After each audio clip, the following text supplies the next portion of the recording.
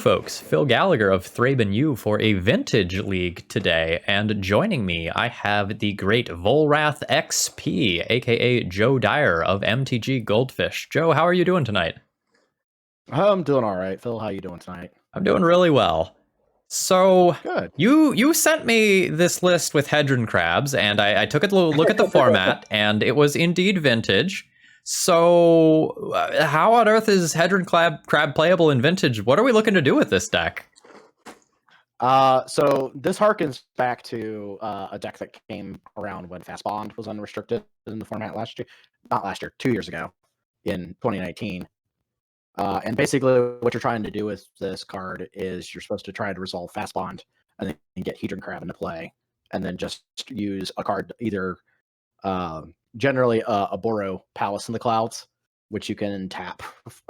You can pay 1 and return it to its hand, your hand. And you just kind of just keep putting it into play. Because you can tap it for mana and then put it back in your hand. And then just keep doing that. And generally what you're trying to do at that point is you're trying to mill your opponent out. The original deck list was, the original version of this was a bug deck in the format where it was piloted by a guy named Samurai Fun, aka Eric Freytag. Called it Eric's Crab Shack was the name of the deck. This particular list I got from a friend of mine, Winged Hussar on Magic Online, Ryan Lalagora, who basically took this idea of the Crab Shack deck and instead of being in bug, went into the rug colors, specifically for cards like Underworld Breach, Wrenn and 6, Valakut Exploration, Dak Vaden, those sorts of things. So yeah, Vintage has a handful of extremely powerful cards that when you're in the correct colors, you really should just be playing them. And in blue-red, playing Dak Vaden and just being able to, like, at the low end, take your opponent's Moxen, and at the high end, take their win conditions, is very strong. Yeah, it's also just that Dak also puts you up on cards so well. The card advantage from Dak is just really, really good. All right. So we also do just have the plan of casting Underworld Breach a la like Legacy of very early 2020, where we cast Underworld Breach, we loop Black Lotus a handful of times, and we eventually brain freeze our opponents after brain freezing ourselves. Yep. You can also go on the Lightning Bolt plan as well against them if they have something like Blightsteel Colossus. Prevents them from milling out entirely, that sort of thing. Or if they're playing like both the Druids and they have like Emrakul, you could just bolt them a bunch of times, that sort of thing. You can also go really deep with Valakut Exploration in this deck and just put a bunch of cards under Valakut Exploration and then pass to your end step and kill them with the trigger. All right, it sounds like we're going to have some awesome ways to kill our opponent. Like bolt your face, brain freeze you, crab you, like Dak Vaden kill you with your own cards, Valakut Exploration kill you with a glorified landfall trigger. This is really a quite varied deck that I suppose is on the combo roll most of the time. Most of the time, yeah. You're not really playing much of a control route. Now, versus combo decks, you can, because you do have the cards to do so. You do have your Force of Wills and your Force of Negation, and you have all those other cards that can kind of get you to those cards, like your restricted blue cards, like Ancestral Brainstorm, Get Probe, Mystical Tutor, that sort of thing. So you're still able to do that. You're also still able to set up the Wrenn and 6 Time Walk loop with this deck too. Because you can, if you can get to ultimate Wrenn and 6, you can just cast Time Walk. Cast Time Walk repeatedly, and basically build your own Time Vault, Vault key setup. Yeah, I hardly know what Wrenn and 6's ultimate does because I just lost to the -1 all the time. Okay, so yeah, so the ultimate for Wrenn and 6 is that all your instant sorceries in your graveyard get retrace. So when you cast you can cast your instants or sorceries from your graveyard by pitching a land card and paying the mana cost. Yeah, and when your spells are as powerful as they are in Vintage, like it's no surprise that you are just going to wreck face. Yeah, and you can actually do this. you can actually set this up with the fact that you can use Mystic Sanctuary in conjunction with Time Walk by being able to fetch for your Mystic Sanctuary and get it into play and put Time Walk back on top of your library. So that gives you a bunch of extra turns to plus Ren and 6. Oh yeah, that makes a ton of sense. That's actually really strong. Yeah. This kind of setup was actually in play with the Rug Planeswalkers deck that made top 8 of a few of the 2019 Eternal Weekend. That was kind of the whole basis that setup was having Ren and 6 plus the Mystic Sanctuary loop, being able to actually just loop Time Walk over and over. Yeah. As far as the There sideboard, is some. Yeah, sorry. There is some. I do want to mention some math too on Hedron Crab, because you kind of do have to pay attention to your life total a lot with Fastbond. If you're at least 18 to 19 life when you start putting lands into play that are going to start damaging you, you can typically mill your opponent out entirely. If you're below that, you're not going to be able to do it in that same turn. okay, but So, you might be able yeah. to pretty easily finish them off with a brain freeze or something like that in a Right, subsequent yeah. turn. Yeah. Right, yeah. It's there's you have to kind of pay attention to your life total like pretty much at all times with Fastbond. There's no Glacial Chasm in this deck, and it's because 90% of the time it's so dead. Oh 'Cause you yeah, can have like that. we Yeah, can play Tabernacles out of the sideboard because they're high impact and immediate, but yeah, Chasm is very slow. yeah. This isn't like the Zias Bond deck where you want to have Glacial Chasm because you want to go infinite, through your deck. So, and then yeah, you were going to talk about the sideboard here. I don't think I actually really need to say too much. I think most of the sideboard here is really intuitive. We have a little bit of combo hate, a little bit of generic blue hate, some hate for decks like Hogak that can just spew creatures very quickly. The sideboard is just good, solid cards that we can make reasonable substitutions with. Yeah, and then of course you have like your artifact hate too. Oh yeah, Your the energy flux hits real hard. Yes, yeah, it really does. And then there's a Ramadan Excavator, and there's kind of like your Crucible of Worlds. So if you have to if you're getting wastelanded, Yeah, you can play a nice slower game if you need to, if you have something like this sitting in play. Yeah. So. All right, let's go ahead and jump into some games. For those of you who end up watching this on YouTube later, if you enjoy vintage content, please consider liking this video. The vintage content doesn't tend to do well, but boy, I love making it, and I would love to get it into the hands of people that want to watch it. All right, so we are on the play. We have a hand with lands and spells. They're not necessarily like spells that do anything right now, but just Merchant Scroll for Ancestral probably makes his hand great. Yeah, that's exactly what I was thinking. Merchant Scroll for Ancestral is woof. And then, you have Force of Negation, Force of Will. And then you can also probably follow up with Narset next turn. Yeah, this is a hand that isn't going to win the game quickly, but it's not losing the game. It might win the game quickly, depending on if you can resolve Narset. Okay, yeah, that's true. Yeah. Narset is downright absurd. Well, they didn't counter anything yet, so I will pick the card that says draw 3. Yep. Always. Let's see what they're on. Ruby. I mean, yep. So So like you can look. This hand's redundant. Yep.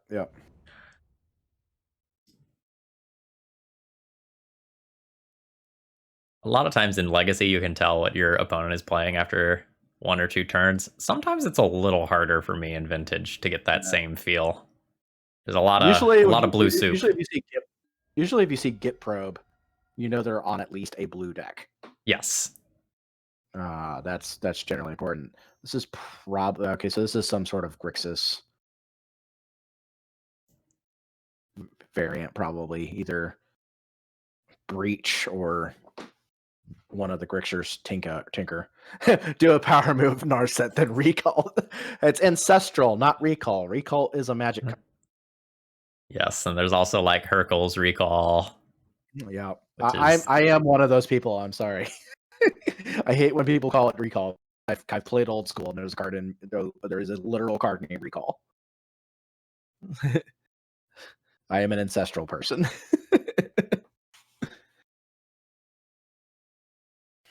our There's opponent is doing something kind of interesting and like doing the like main phase of turn 1 brainstorm. Brainstorm is, I mean, because you only get one in Vintage, like you're going to be more apt to just fire it off. I see. Because you're not gonna wait too much for. I would almost. I don't know. I don't know if it's worth it to just try and jam a Narset, or they know Narset's there. So that's the thing. I would almost just try and jam Ancestral. All right. Here. I play my Delta first, right? You can, yeah. It isn't gonna.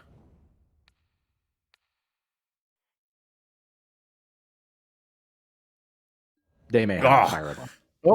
Just happened. Okay, that's fine. The rest of this turn is slightly awkward because we have like the Fastbond and not the lands. We could just like hold up our mana and be able to hard cast a Daze.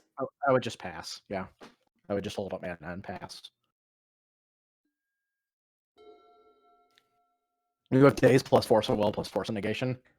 Yeah, like we have interaction. Yeah. So this is Grixis of some sort. Yeah, when I said we were usually the combo roll, this is exactly the sort of hand that I imagined. Yes. Yeah. It happens. Like you usually, blue decks just have this propensity to just have this sort of thing happen.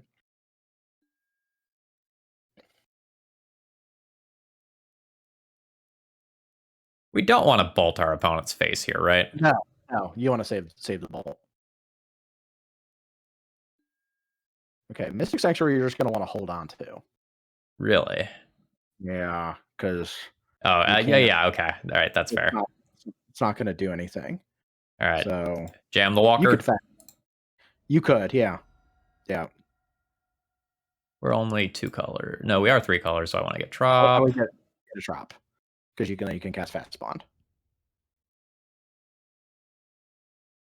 This enters untapped if it's 3 or more, right? Yeah. Yes. Other islands. Okay. Yeah.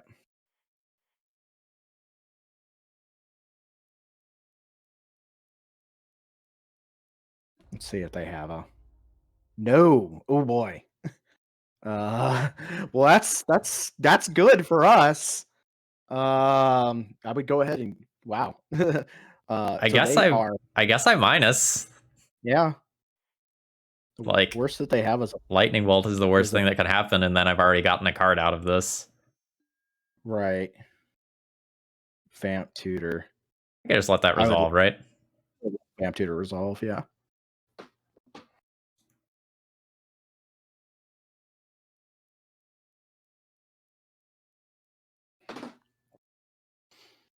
You have so much interaction here. It's not funny.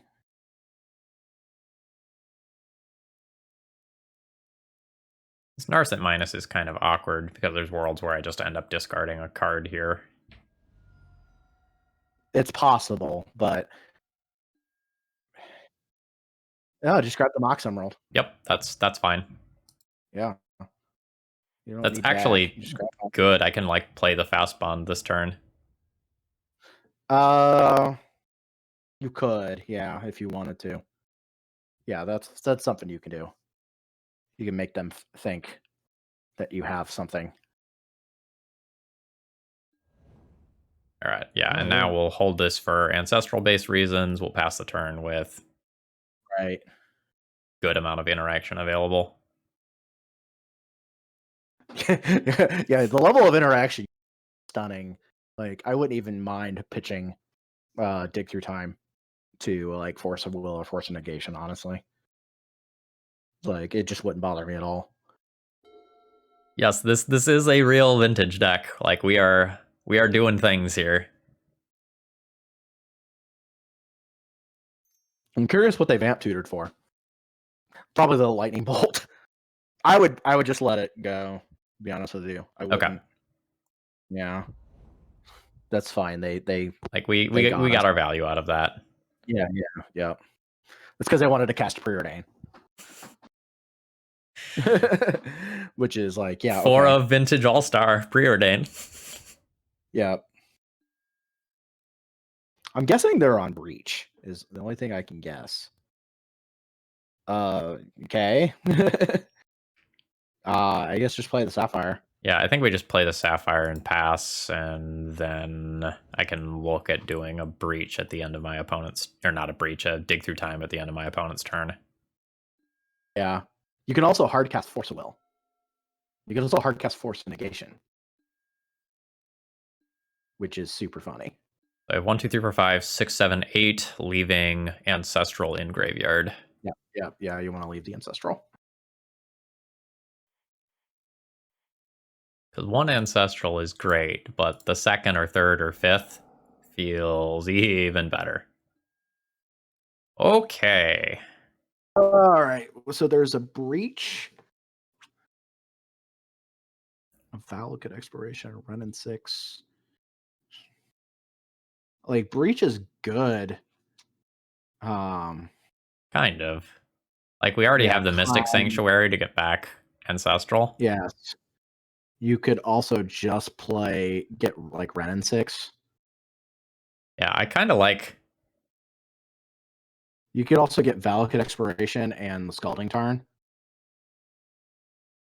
I want the Valakut Exploration. Yeah, this is a hard dig. Yeah, this is like, but there is also a world where I just take Ren and 6 and Strip Mine and like grind my opponent into the dust that way. This is true. Yeah, I would almost do that. Yeah. Fuck it, I'm a Death and Taxes player at heart. Like, I want to do that. Yeah, take Ren and 6 and Strip Mine, and just keep getting back Strip Mine. Oh baby.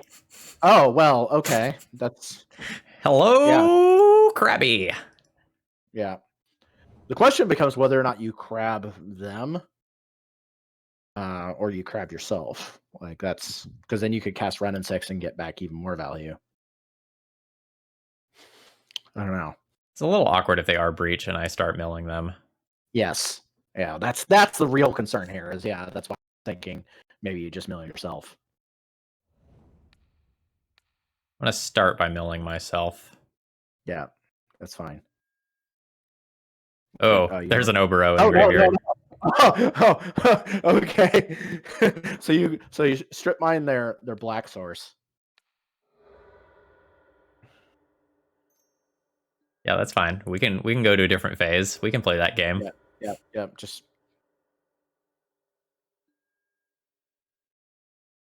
okay. Is this good? Is this what good looks like? Yeah. This is pretty good. You have so many ways to protect this. It's not funny. Yeah. Ovens, that is more or less correct. Okay, so yeah, get back your Oboro.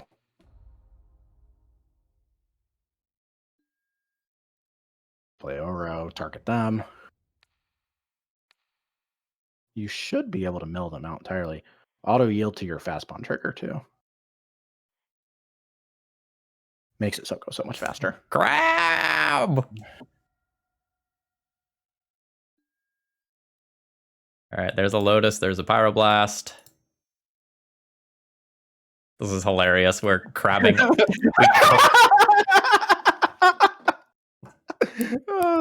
I love it. I love when it happens. Like, it's like, oh, magically I win. It's a Splinter Twin deck, honestly. Like, you're just like, magically here's a win condition.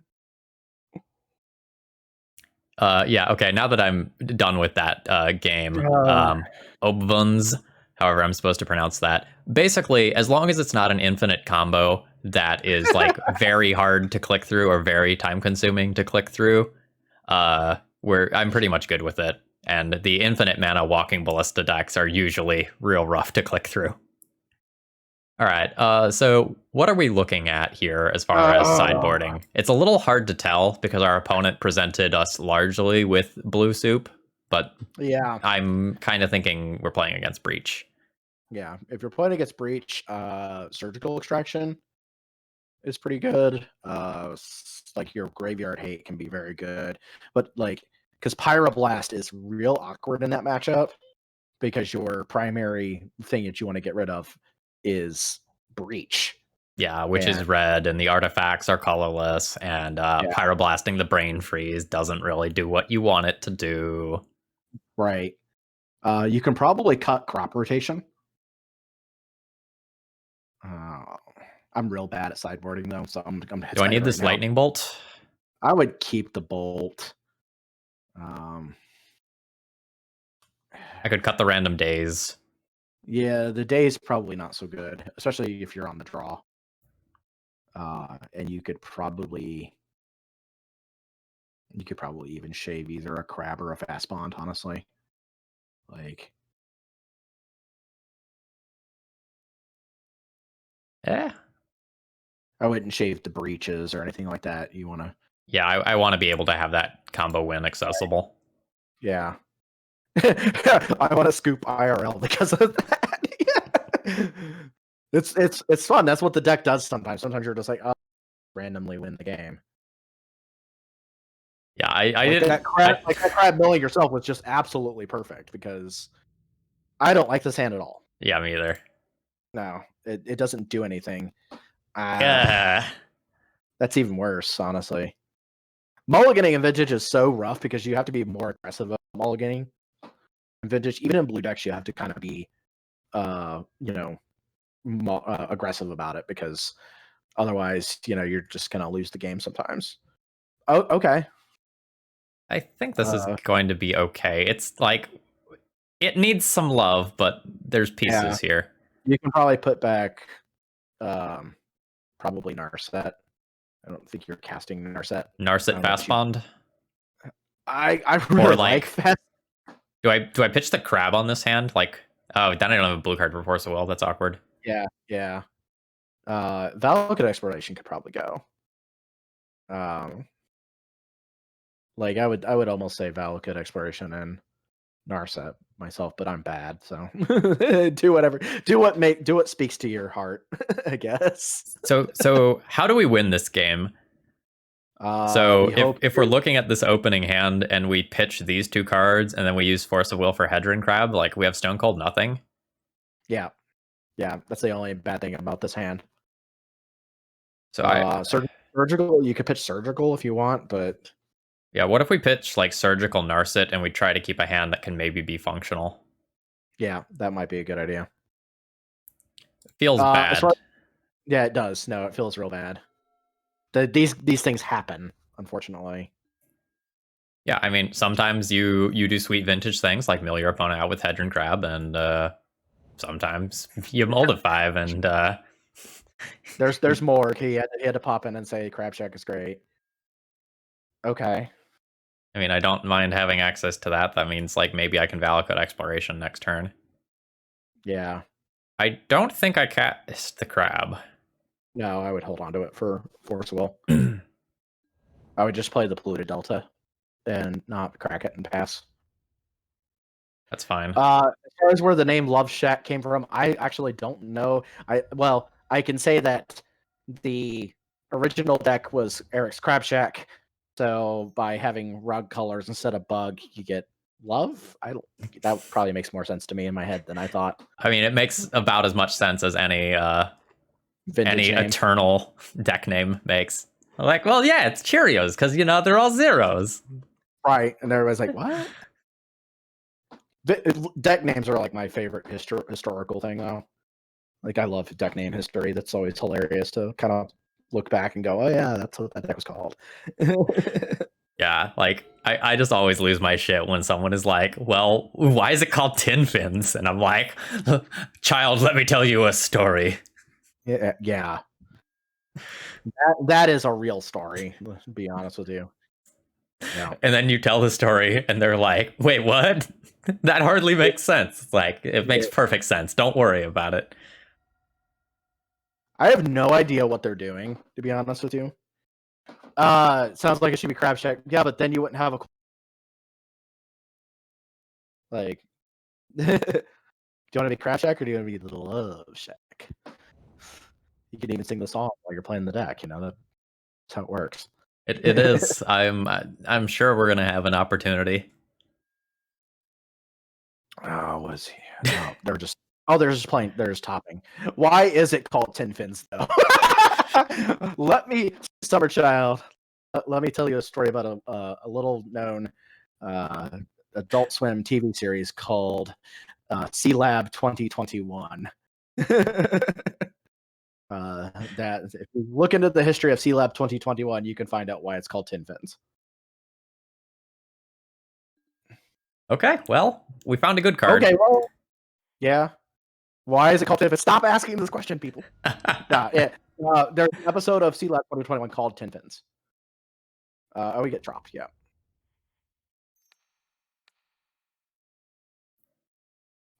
They have 2 cards in hand. I doubt they have a misstep. They have a misstep. They deserve it. Oh God, yeah. If like,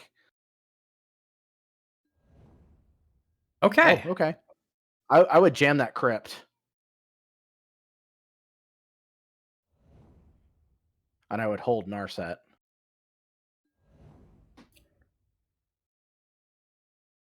I think Crab is getting pitched to Force of Will this game in all likelihood. Yes. Yeah, I would hold on to Narset. So, there's a delay. Sorry, my bad. No, so yeah, there's an episode called of C Lab 2021, and of course, the plot of said episode has to do with a fictional restaurant called Grizzlebees, which is a fairly common nickname for Gristle brand. So that's literally it. And then like every other variant of 10 fins, Ice Station Zebra is named after a different episode reference of C Lab 2021. Show is actually really funny. Yeah, I don't think I would ever go out of my way to watch that show these days, but like when it was just on Adult Swim, it's not like I was shutting it off. Right. It was kind of that like stupid funny. Yeah. Yeah, I'm not really sure what they're doing. I can only assume that Breach, or maybe that Grixis Underworld Breach outcome deck that Bryant has been playing lately. That's the only thing I can think of. Like, they're just not doing a whole lot of anything. Yeah, so it's been 2 games now, and my opponent hasn't cast a high impact spell yet. Yeah, whereas we've got several. Hull Breacher? Hull Breacher? I mean, okay. Doesn't actually. Oh, they're on this deck. Yeah, okay. So they're going to be on draw 7 wheel deck. I would just not even care. Like, you don't even. I don't even care about this. No, because like we've already cast Ancestral. If we rip an Oboro, we just win. Like, you could pitch. Oh, I see. It's like one of those things where it's like you just don't actually care. Like, this deck cares less about. Yeah, Oboro is in the deck. Yeah. So my thought was that sticking this Narset is probably really good against my opponent, and if I Force of Will this, then Narset isn't under pressure. Yeah, you could do that. Yeah, they don't have any cards in hand, or they have 1 card in hand. So yeah, go ahead and force it. This was my inclination. Now they could have Pyroblast, but yeah, but if they go empty for that, like they've got a Pyroblast. Okay, that's fine. Sure. Deck seems pretty good. Oh no, because you can't draw cards. Sorry. Yeah. Yeah. So you could deck and steal something, but that doesn't do anything. You probably just want to Narset and go from there. They're playing the whole Breacher deck, so yeah. So like this is why I wanted to try to force this card, because now our Planeswalkers look so bad. Yeah. I mean, Dak is already bad enough. Do I just like play this? You know what? Sure. You could. because then you could cast Fastbond next turn if you hit a fetch. Like if I'm going to get wheeled in this turn cycle, which is the like worst case scenario, I want to have this card in play. Yeah. They might be getting wheeled. They might have drawn. Yeah. Oh, okay. So Wheel of Fortune. Yeah. Okay. Yeah, that's pretty good. So Bryant has assured me that doing this sort of deck is a bad idea because I got excited about it and I messaged him and Brian and I was like, "Hey, is this real? Oh God, holy shit, that's so much mana." Are we gonna see them hardcast a Blightsteel? They're tinkering for probably Citadel. Ooh. Wow, they went from nothing to this. Just happens. They went from nothing to like on board like super quick. Like that's just crazy. Gotta love it. So yeah, I think we need our pass obviously for this next game. All right, yeah, I am pretty confident that we're dead here, either literally or effectively. Yeah. Oh, okay. They put a brain freeze in their hand. Yeah. I respect that. I have 48 cards in library. They might just be able to do it like naturally without even could be really trying.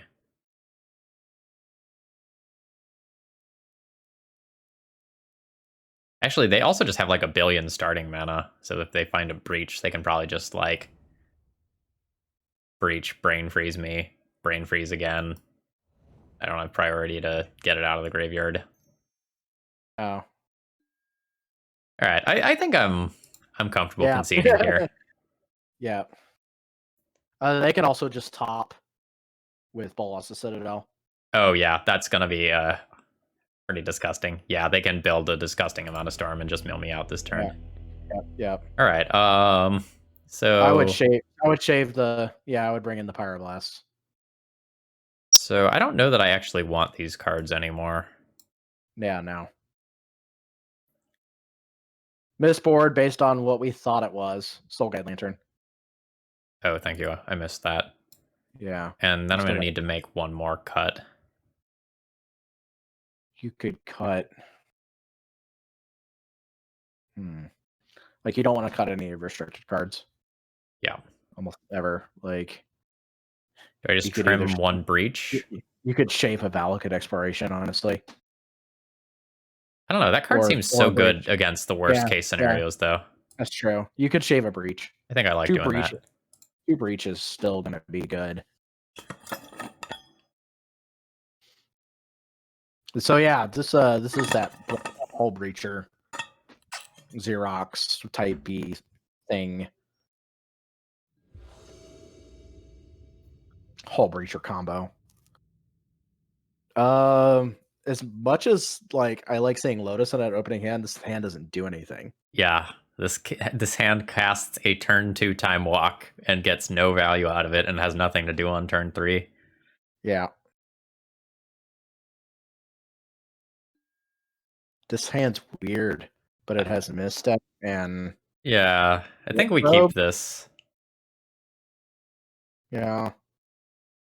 Are we pitching breach? Maybe. Like, I don't know. Yeah, probably. Like, Dak seems fine here. I would start with Get Probe. Easy mode activated. See what they've got going on. Oh. So they have turn 1 Island Mana Crypt Tinker. All right, well, hopefully our deck can steal their Tinker target and everything will be fine. Yeah. That's a gross opening hand for them. Yeah, we're getting vintaged here. Yeah. There are worlds where our opponent doesn't go for it, but like it's such a no. You do not get to see that. Yeah, I would miss it. Absolutely not. Yeah. I mean, we're assuming that they're tinkering for Citadel usually. Yeah. They may have some other target, but I think even putting a Sphinx of the Steel Wind or something like that into play beats us Sphinx most of of the the time. Sphinx of the Steel Wind does beat you. But Oh, thank God. oh, okay. Super random. Why would you just not jam the Tinker? Maybe they assumed that you misstepped the. They do have a Force of Will. This is jam that strip mine and hit their islet. Maybe they don't have the mana at this Have point. at you, opponent. Right? We already have a win condition in play. Yep. Oh man, that would be hilarious if they, because they got brain freeze off of their. Oh no. Oh no, I can't see what they got because you haven't scrolled down on your log there. What did they get with the merchant scroll? Force of Will? Merchant Scroll got Force of Will, sorry. Okay, yeah.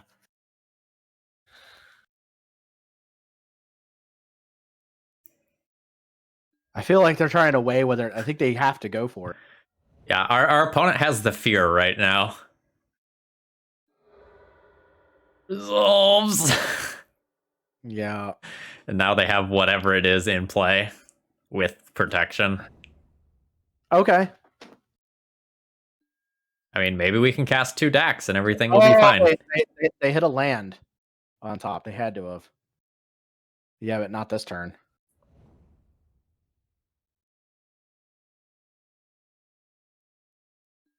To be fair, you had to strip mine just in case they. Oh yeah. Yeah, they drew that volcanic island. I'm a little enthused about the fact that they have mismatched volcanics.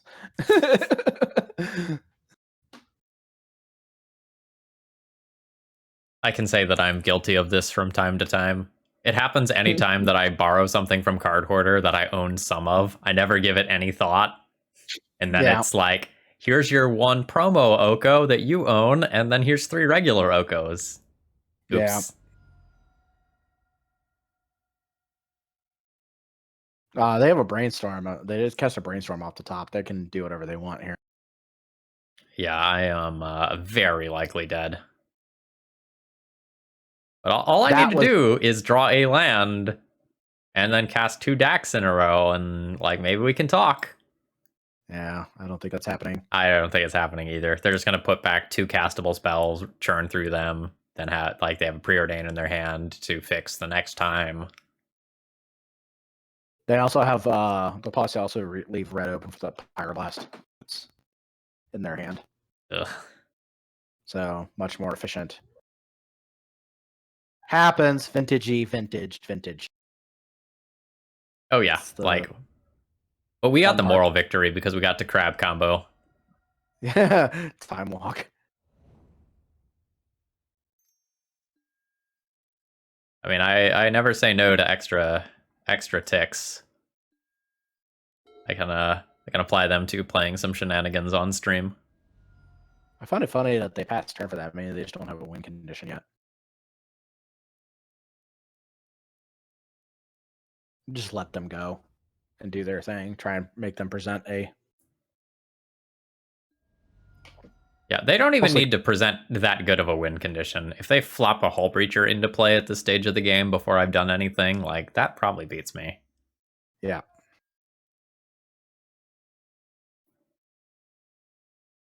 Oh, Hull Breacher. I mentioned this already, but yep, there it is. Yeah. I played the Hull Breacher Sneak and Show list. Yeah. That got a 5-0 this week. It was not good. It was It was real rough drawing like a Days Undoing and a Sneak Attack, and like these don't work together. I wish this was Impulse. All right, that's we can stop there. Our round 2 hand is decisively mediocre, but I think a keep. What do you think? Yeah, you could. I mean, because you got Get Probe. Let's see what's going on up top, and you have Brainstorm. There's a very good chance that I just like Brainstorm, lock myself, and die, though. I guess it depends on what your Get Probe. Oh, so I dislike one land hands. All right, and which just because, and I don't mulligan enough. Like I would keep this hand just on the basis of, well, la-di-da, I gotta, I would just do it. I would pitch that extra Volk. Yep. We're gonna crab, then we're gonna Scalding Tarn, we're gonna mill 6 and Time Walk, and then we're gonna mill 6, and then we're gonna DAC and win somehow after that. Hopefully, I believe in the crab.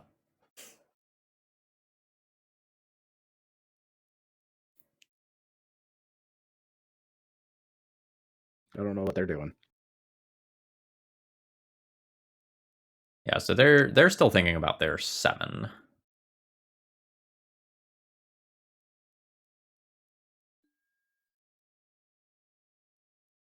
Yeah, they kept 7.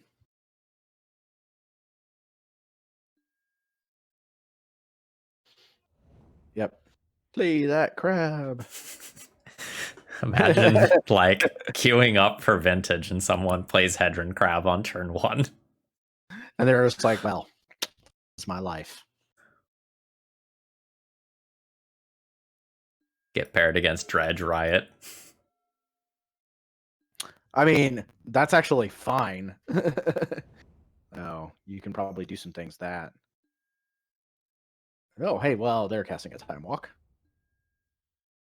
Yeah, but they don't have a crab in play, so really what value are they getting? They could cast Oko, I guess, but if they're on the, like, if they're on, like, Xerox, the 4C Xerox, or the Deathrite Shaman mid-range, but I haven't seen a Deathrite yet, so. A lot of times the Deathrite Shaman decks are more bug-oriented, right? Yeah, but there's a 4-color Grixis, style. Oh yeah, there's always a greed pile. Yeah, it's the greed pile. Yeah, that's basically what it is. Yeah.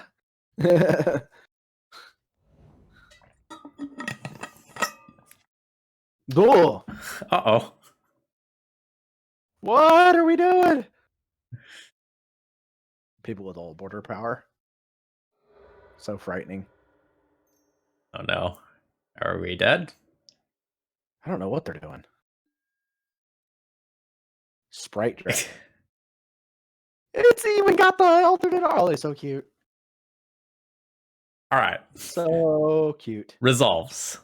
Yeah, I mean, you used your Black Lotus for this. I like say this now, but then like they're probably gonna do something stupid and it's gonna become a 5/5 and I die. Preordain. They have what, 1 card in hand? Yeah. I'm a little surprised that this was worth cracking Lotus for.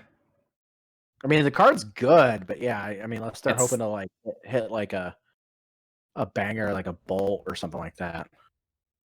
I see they put 2 cards in the bottom of their library. Oh, okay. Yeah, that's fine. They're braided just to hit you for 3. That's fine. I mean, if a braid was their last card when they cast the Preordain, I think that's reasonable. Yeah, I would Emerald. I would Oboro and I would Time Walk. To be honest with you, they aren't going to have an answer to the Time Walk.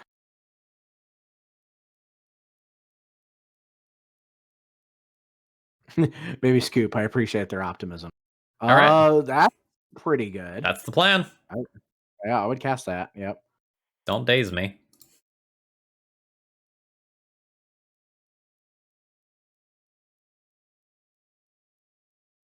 That would be wild. If they had a Daze, they deserve Oh god, yeah. it. Kind of honest. Like, if they had a Daze, they just absolutely.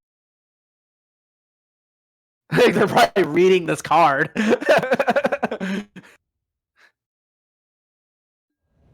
That's not Yeah. Fastbond.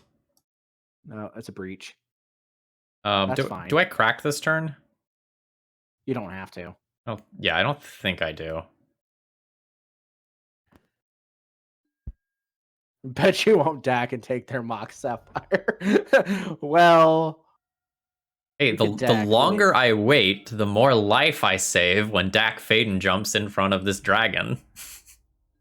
Jiminy Christmas. This thing's gonna be gigantic.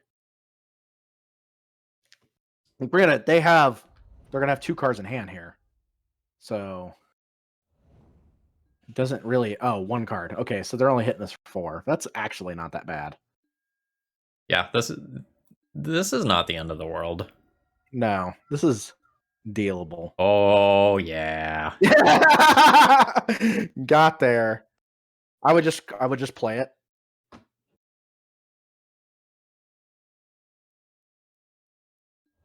Let's go! Right? This Oh is my hilarious. So I would, just fetch like a Trop or something like that. Yep. You got a Narset underneath. I would just crack Oboro back to hand.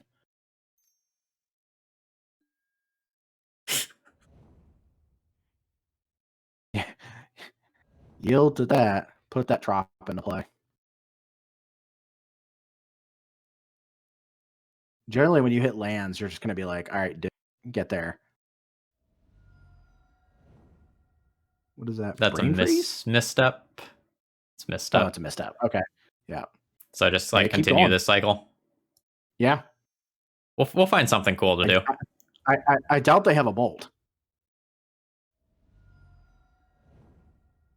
You That's can a cast that Mock Mox. Sapphire.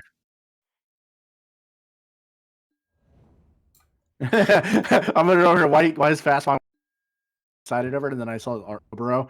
Yeah, that's why. Like being able to like push through your deck. What is that? Strip mine? Scalding turn. Oh, Scalding turn. Strip mine would be great. What is that? Lotus? Yep. Yeah. Like if you hit a breach at some point, like things get really good for us. You don't really have anything. You don't really have anything you can get with Mystic Sanctuary. I could put Time Walk on top of the library. Oh, do it. Yeah.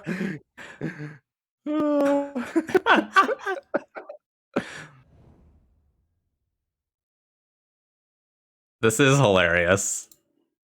You should have ordered that differently. I know. It doesn't really matter, but it does. It doesn't. You could have cast it immediately, but that's fine.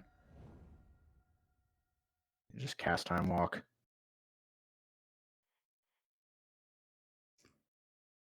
You can cast the Ponder.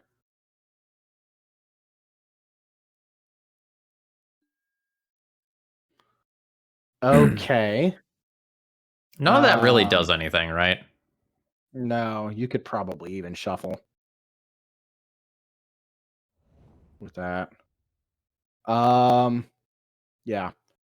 You don't want to go too deep on your life total here, but you can. What was that? That's Gush. It was a gush. That. So you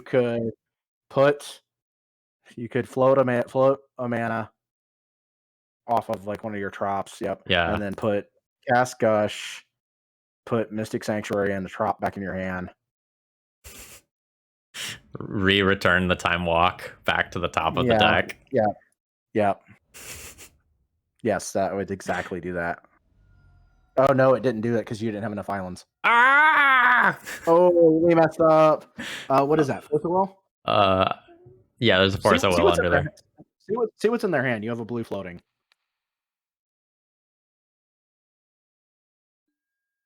All right, it's a mountain. Oh, okay. Cast Narset off of the with the Lotus.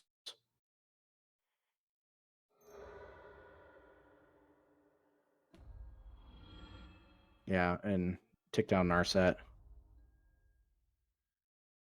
No hits. Wow. That's rude. actually not bad. That's actually not bad. That's fine. So you can only keep going so much. You could put your Trop into play.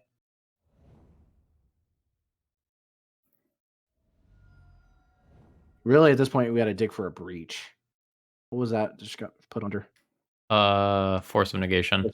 That's fine. All these cards are fine. Do I just like play a Dak Faden? Or you dig. Sure.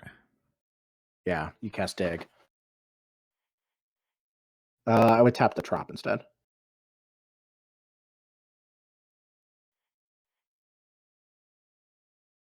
Oh, actually, I want to lead Lotus. Fuck. Yeah, I have to actually think about what I am getting rid of. Yeah. So, like, Crab. Breach, land. Gosh.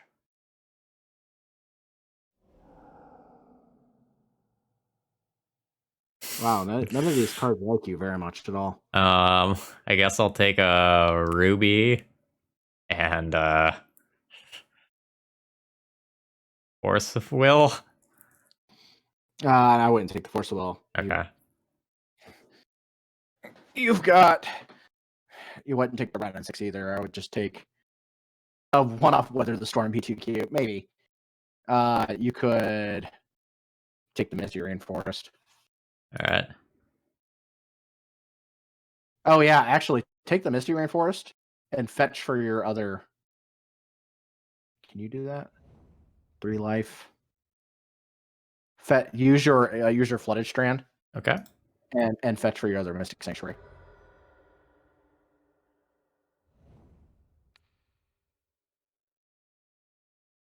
Oh wait, hold on.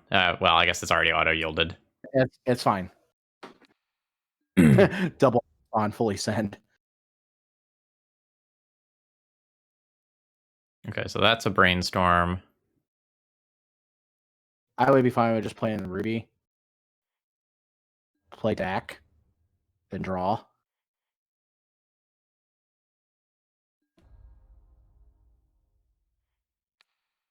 They have nothing, but we have to win. Yeah.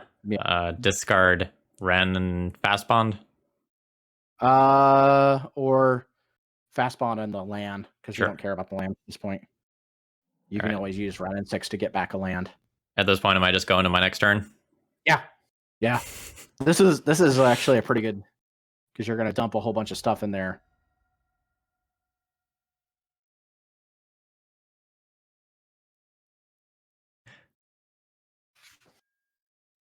All right. So I would use Narset.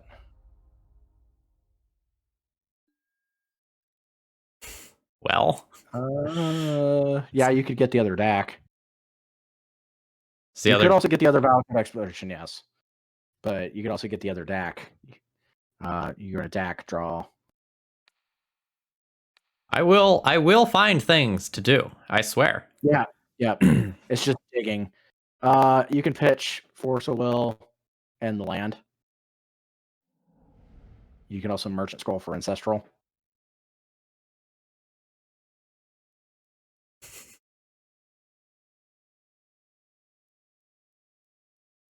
Like, we're doing a lot of high impact things.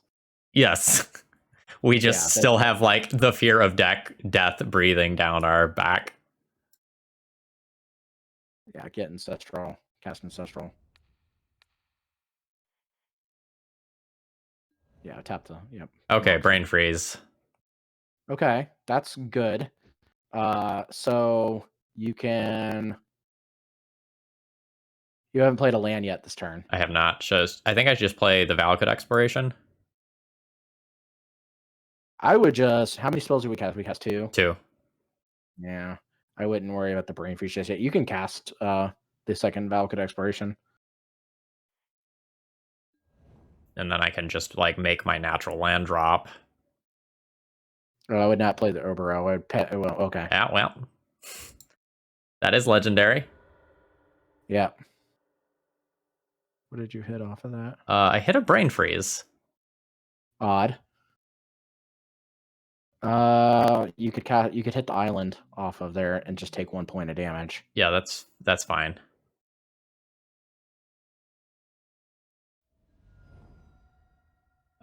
So that's a lightning bolt. All right. You could you can time walk again.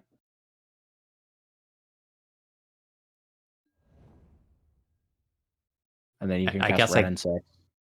is that better than just like casting a first brain freeze targeting them in case I have to like 2-step mill them out? Maybe. Yeah, you could probably do that. This is a convoluted turn. Yeah, it is.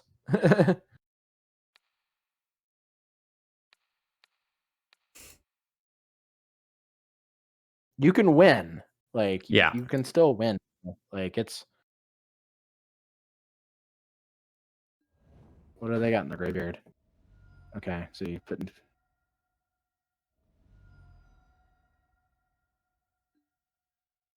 That's a crab. I would deck draw.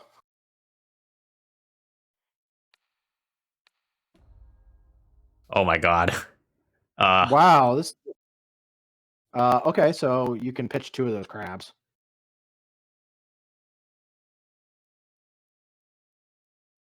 Really? Well, you could pitch Ren and 6. Yeah, don't I pitch Ren and Fast 6 and 1 crab, go like Yeah. crab, Double land, crab. and then hope to brain freeze kill? Yes. Yeah, you could do that. You just target them with...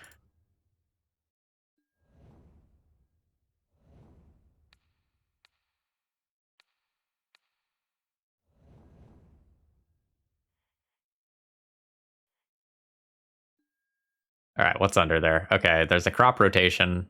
I can just use that to get more land drops here. You could, yeah. And it's just adding to the storm count. Get the strip mine.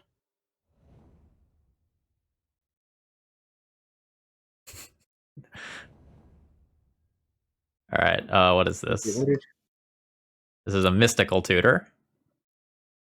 What else did you get there? What's on there? That's the other one. Polluted Delta. Delta. That's a land. Yeah, so Yeah, if I play that, I die. Yeah. Yeah, cast the mystical tutor. We'll I guess fail to find. We're not getting to either of those cards. No. Get the days. I see. Yeah. If you cast... Well, no, does it work like that? If you cast Brain Freeze and then hold priority, cast day... Oh, no, it puts it on top. Never mind. Right. Can we... Does Brain Freeze kill them at this point? So that's going to mill 15 of their 20 cards. No. So I think we came up just short. So close. Oh, that dragon just... Those couple of points of life. So relevant here.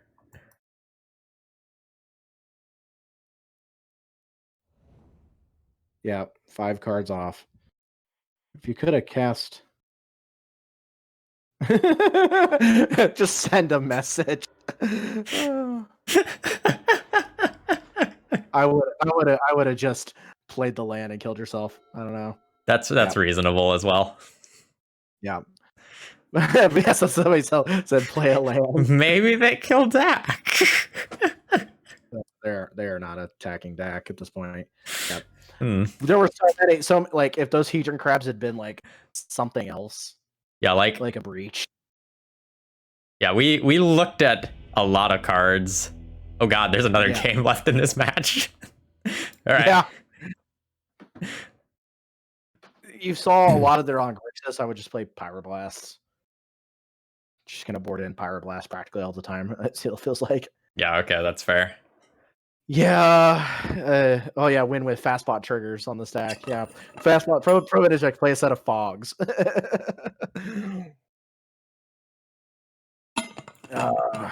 That's right. I forgot Mystical Tutor. Bleh. Well, we had to add to the storm count somehow. So.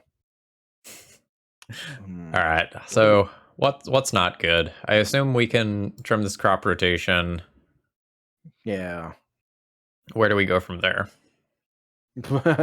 I'm bad at this. Like this is blue deck sideboarding is like the hardest thing in the planet. It's galaxy brain. All level right. stuff. I bet we can trim one of those. You can shave here or there.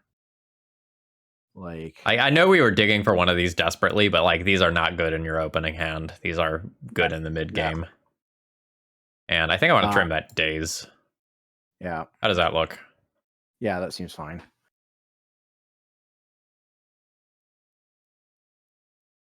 No, you almost never want to trim force. Almost never.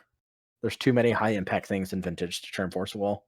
Yeah, the same is pretty close to true in Legacy these days. Like the old heuristics was like if you're playing a fair blue matchup, board out your forces. And now it's like, haha, Oko goes, I win on turn 3, and you just like can't do that anymore. Yeah.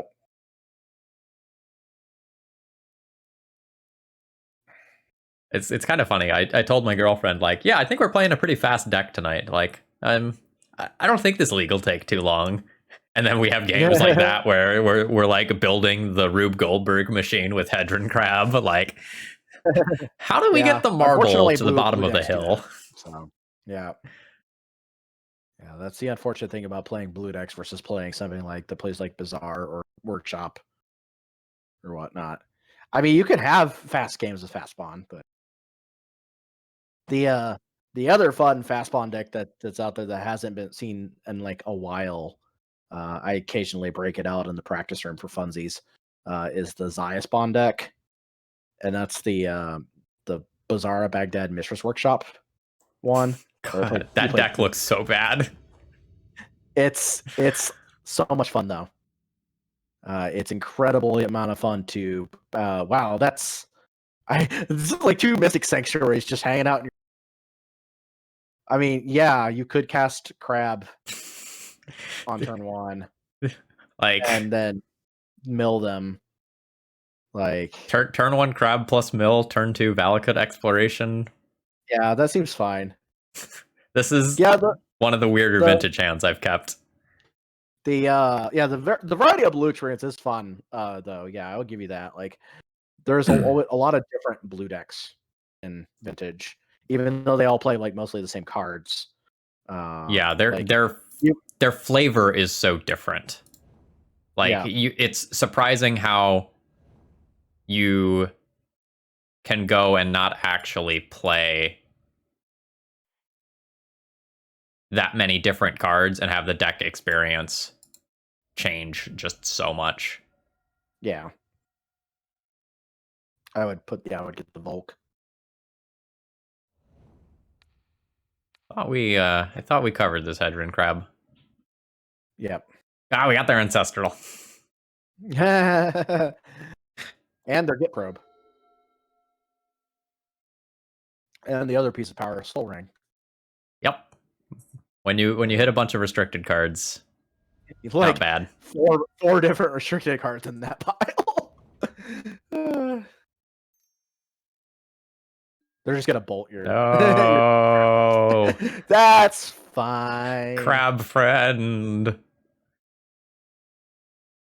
So you can play the Trop and then play. Yeah, we want to work towards a higher island count for Mystic Sanctuary eventually. That's true. Mystic Sanctuary, unfortunately, does not get back our crab. A travesty, but you don't need to at this point. Like, it's funny enough that they milled a bunch of restricted cards. Honestly, that's worth it. Yeah. So Fastball putting Merit Legend, what Zion actually does. That's one of the things that deck does. When you play that deck, when you get everything into play, you can make infinite mana with Bazaar, Baghdad, and Wasteland. And you can draw your deck with Bazaar, Baghdad, and Wasteland. You can make infinite mana with any land, and Wasteland or Strip Mine. Because that's a deck that plays Glacial Chasm, and the way Glacial Chasm's worded is that it prevents all damage. Welcome, Crab Friend. And so they're gonna Pyroblast your crab. This format's great. Why? You can merchant scroll. Well, yeah, I cast that merchant scroll. Okay, for Ancestral. if I must. Thanks for blasting my crab. Right? I know they could have missed that, but okay, that's fine. Yep. Yeah, totally fine. Because you can time walk next turn. Yeah, I hear Strip Mine plus Time Walk is a good tempo play. You can even cast the second Valakut Exploration next turn and then play Strip Mine and then Time Walk. Yeah, and then strip the following turn cycle. Right. Yeah, that's gross. Yeah, this might be a game where I just like naturally make a bunch of land drops and just deal 20 via double Valakut Exploration. Mm-hmm. That's what's so cool about that card. But Ziasbond, one of the things that the way that you won the game is that because you can make infinite mana, it played a card called Buried Ruin, which puts an artifact from your graveyard back into your hand. My opponent is straight up playing a Peak. I've seen Peak in lists before, so yeah, I'm not surprised. I mean, they're probably like, we're like, oh, you know.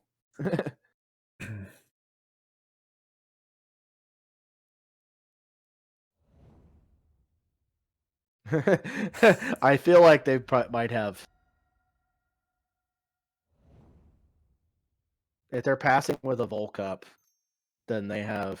Oh no, they're just. Oh no, we're digging for counter magic. We're digging. Yeah, the digging has begun. That's funny. All right, that was one bottom, one top, so they found something they liked.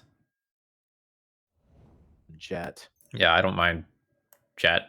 I was about to say they probably can't cast anything with it. I was wrong. Yeah, top. Okay, so here's what you can do. You can now play Mox Emerald, cast Time Walk, see what they do.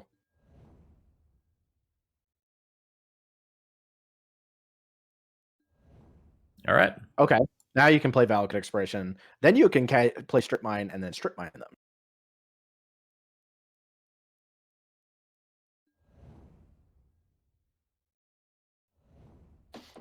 And obviously, I would start with their black source. Yep. But it doesn't really matter. Yeah, two black sources, but fast. Oh, there's a Fastbond. That's fine. That's fine. We can always find another. I'm just gonna look at it longingly for a minute, and then I'll pass the turn. I don't need to strip mine them yet. There's some like weird reality where that colorless mana is relevant in the next turn cycle. Yeah, that's true.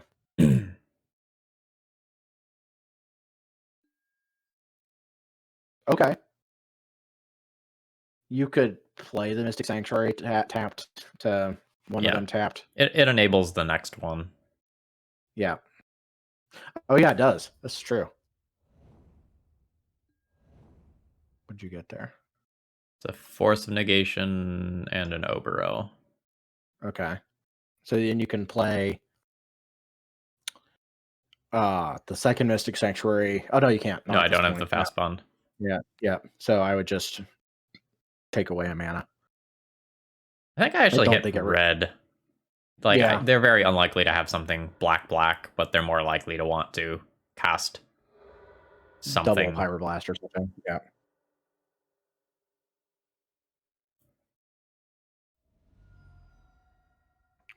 Slowly killing them with Valakut Exploration. Yeah, like I'll Mystic Sanctuary. Like I'll make sure to shut off my auto yields. Like I'll Mystic Sanctuary into cast Time Walk next turn. Yeah. and then just use an Oboro land drop trick. I wish Hydro Blast all play. Yeah, well, if we ever get to that point in Vintage where Hydro Blast are seeing play, something's really wrong. Yeah, the reason why these are main deckable is because they still let you play with one of these. Yep. This has been a really crazy game. Yeah, if you would have I'm chalking up the first game to just variance. Like if you had found any amount of actual action besides the crabs, I think you would have been fine. Like you dug through so many cards, like it would almost seemed impossible to not hit something. Yeah, I mean that's Magic. Sometimes your 3 breaches are in the bottom 9 cards of your library. Yeah, c'est la vie, so it goes. Can't be mad. Yeah. Happens. Like the more Magic I play, the easier it is for me to just go yeah, okay, we lost that one. Move on. Yeah. I mean, 20 ticks is $20, right? That's absolutely worth trading. That's my normal donation cost for a stream. So that supports a couple hours of fill-based entertainment.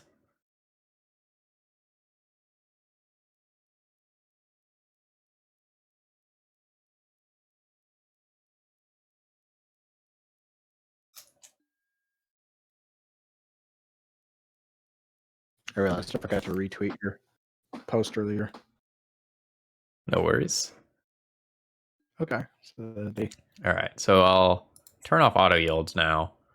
So now I play Mystic Sanctuary, and we'll put the Valakut Exploration triggers on bottom, so that the Mystic Sanctuary one resolves first, and I think we Time Walk over Ancestral.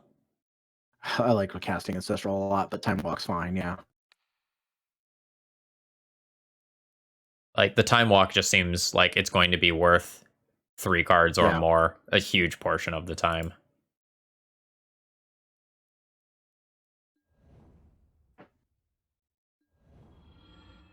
Oh, and a DAC. Nice.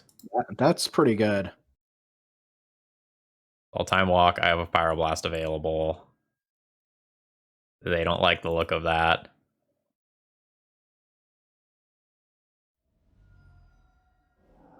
Yeah, I would Pyroblast that all day long. You can't cast DAC then, but yeah, I mean, DAC is 1 damage.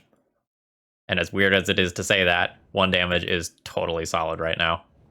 Oh yeah. Because you can just get through your next turn. This is the plan.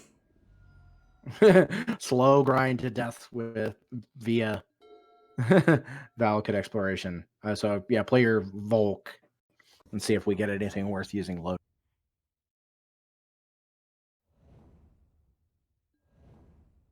Hey, it's a new Planeswalker. I would just play the DAC, yeah.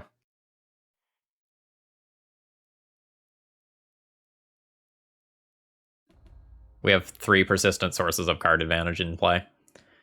Now, do I plus or do I just take the Mox? I would plus. And it's awkward, but that plus could get you a breach. Hello. Yeah, are we playing Vintage now? This is what Vintage feels like? Yep. I think we just win the game if they don't have a counterspell for breach. All right. Because you can. Well, I don't even know. I can just start with Fastbond. Yeah, you could cast Fastbond. Yep. We can win any number of ways here. You could probably, just lands. The fact that you can cast Ancestral repeatedly. You have a land underneath your. Yeah.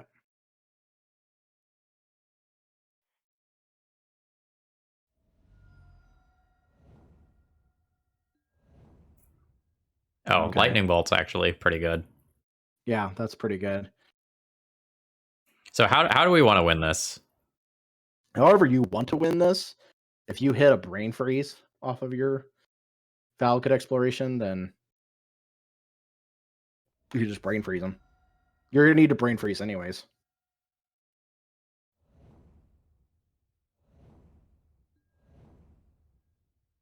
So Brainstorm, Pyroblast, Lightning Bolt. I guess let's just Ancestral. Yeah. Turns out casting Ancestral a bunch of times is pretty good.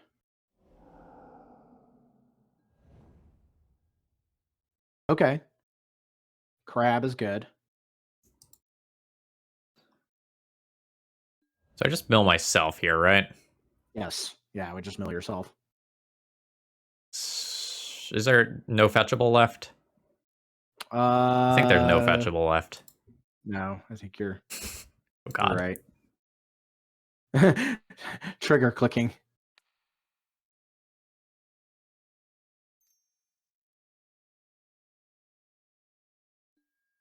What are they doing? Fatal push.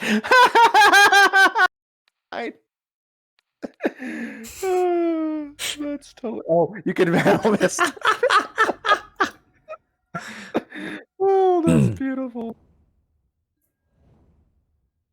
What do we find here? Oh, you found a brain freeze. I did? Oh, I did. All right, so we start with the good old brain freeze me.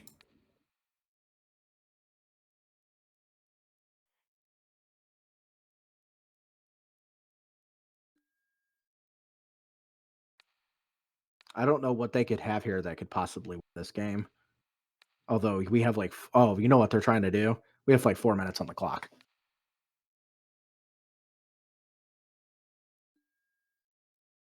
That's fine. I'm not worried about that. Yeah, I think you've got this. Just cast a Lotus. I assume it's like one Lotus and then a brain freeze kills them. Yeah, I haven't Storm like 8. mathed it out, but Doesn't matter what you pick at this point.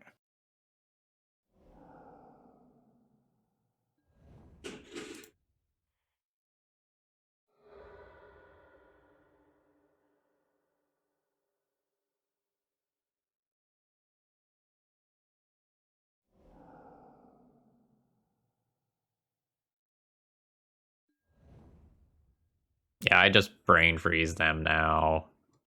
Brain freeze them, yeah. Or wait.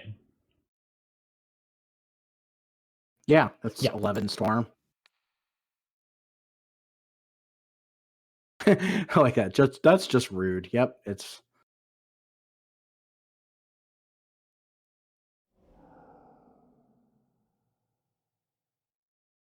Not a fast win, but it feels pretty good. unless they're sitting on a Flusterstorm just to make us waste time, like, which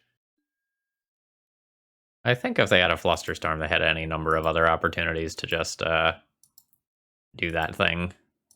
right, that's true. Yes, Ancestral them. For style. Yep.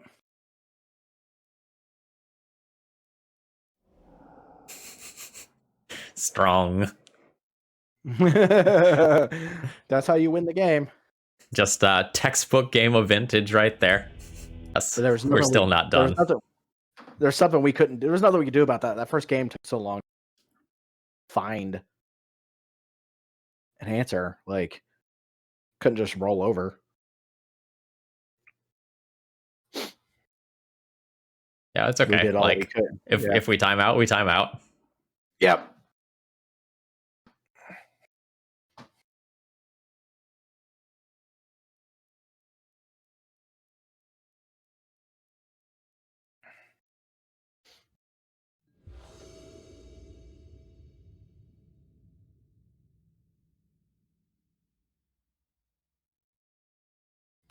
Well, that's unkeepable. That's better. Throw back the strip mine. Yeah.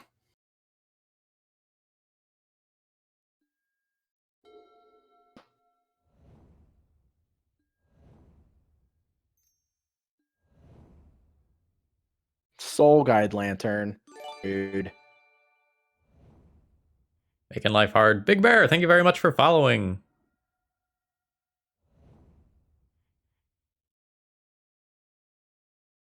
And unfortunately, this is going to be one of those games where, as the blue deck, I am F6ing through turns. Yeah. They're gonna bolt your Yeah, that's fine. guy, or bolt or pyroblast it. Bolt, that's fine.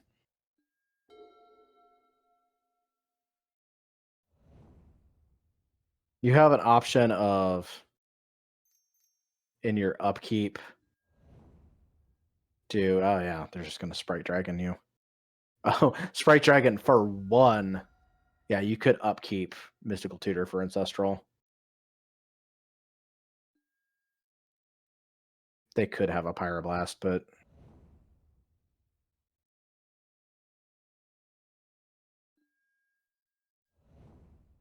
I think it's worth it. Yeah, this is going to be one of those games where, like, if you got it, you got it. I don't get to play around anything. Oh, they're just gonna force it. Yeah, Okay. that's fine. They have 0 cards in hand, though. So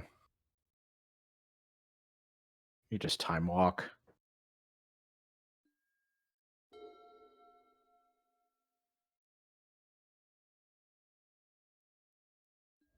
They're just trying to be aggressive and kill. Yeah, that's fair.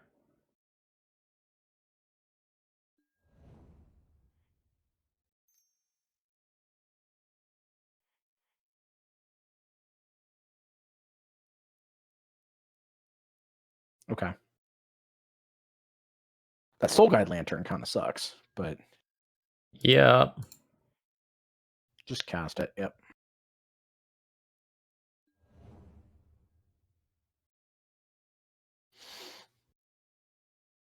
Yeah, I think if they just sit on this Soul Guide Lantern, life is bad for me. That's also quite bad. Yeah. I mean, it is and it isn't. Like, they have to have something to. Well, I Right mean, now, just the 5 power. Like, that's a 3-turn clock. Like, that kills me before time does. They just. Oh, they drew a Deck Fate. Oh, that's not good for you either. That is very much not good for me. I assume that's targeting me, yeah. Get brain freezed.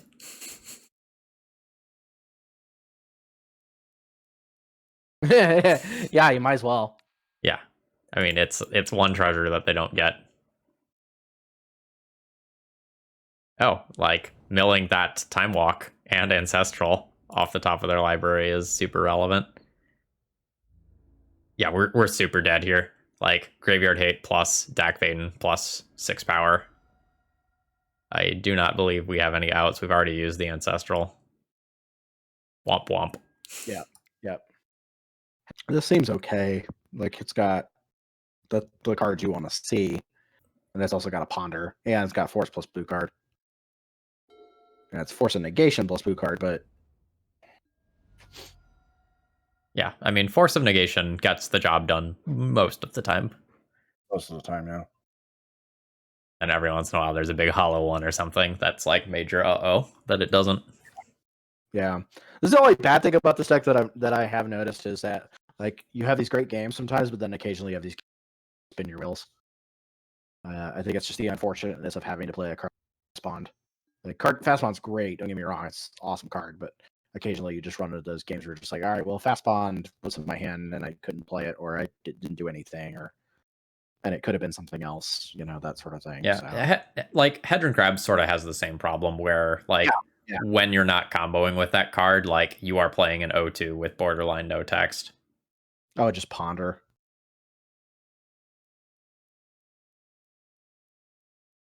Is that better than just playing the Crab? Or is the Crab getting pitched to Force Negation a good portion of the time? Yeah, I would just Ponder. Ponder's restricted, so that's just why we played Ponder. All right, that's a very clear shuffle. Do want. All right, now we need a green mana and we win. Yeah, so so you could, if you have to pitch the Crab, it's fine, but I think I'd pitch Narset over Crab right now. Yeah. Oh I would, fuck, yeah. that's so good. Yeah, that's okay. I'm gonna let that resolve and hopefully counter the thing that comes after. Okay, then. Here we go. We're gonna give away what deck we're on. That's okay.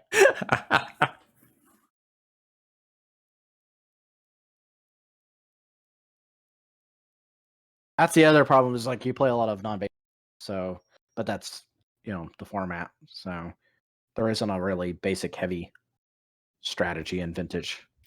Yeah, it's not like Legacy where you can just choose to play like 7 snow-covered islands in your deck and like, haha, I am safe. No. Right. Yeah, it doesn't work like that. Like, you have one sometimes for things like playing around Wasteland or getting them off of a Ghost Quarter or Assassin's Trophy. The Assassin's Trophy mainly, yeah.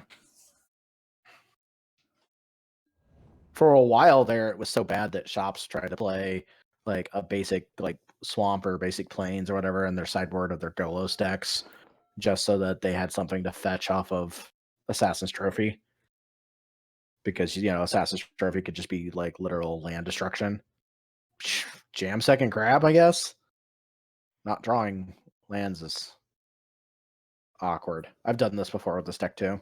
I mean, we can play this like it's a limited deck, and like I will bounce this land and I will mill you for 6 a turn, and we'll see what happens. Like, if we have to go that route, we have to go that route. Yeah, you could do that. Yeah. I'm really amazed that they played this Lotus and they didn't do anything with it. Like, I don't know. Just feels to me like that was. There's a possibility that they have something like a Hull Breacher or something, and they're just like chilling with it. I think it's unlikely, but wow. All right, here we go. Yeah.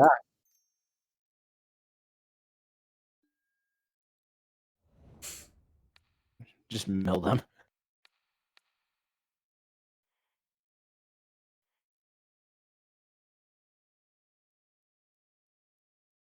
Let's see what they think about that. They're like, wait a minute. Sir, please, this is a legacy event. Wait, no, this is a vintage event. That's even worse. No, we're not playing Hogak. There's some confusion. No, you never want to see triple fast. Sorry. It doesn't work like that. Yeah, I'm slightly missing my 4X brainstorm of Legacy right now, because pitching a couple of these would be real hot. Yeah, unfortunately.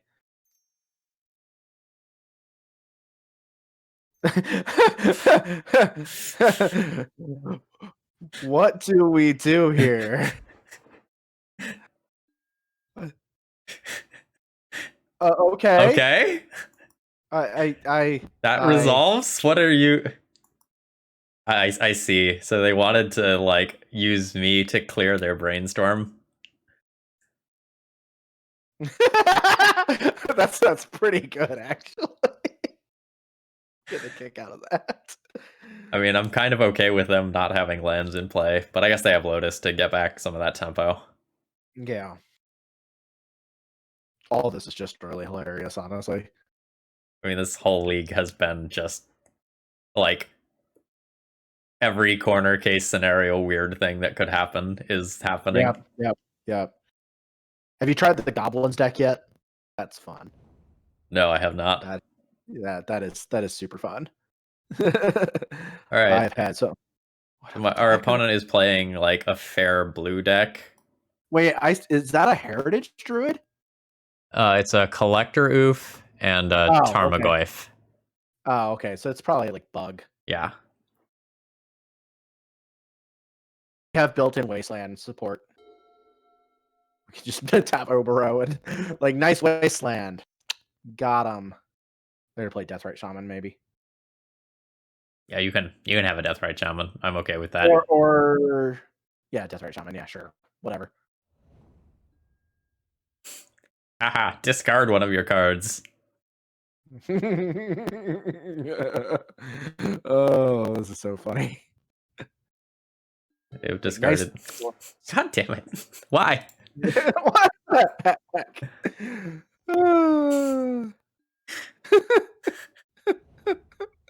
You're pitching one of those Fastbonds, that's for sure. Yes. Yeah, most assuredly pitching one of the Fastbonds. That gives it away, but like, come on.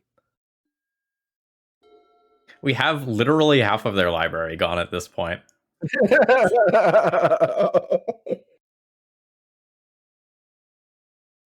It's so funny.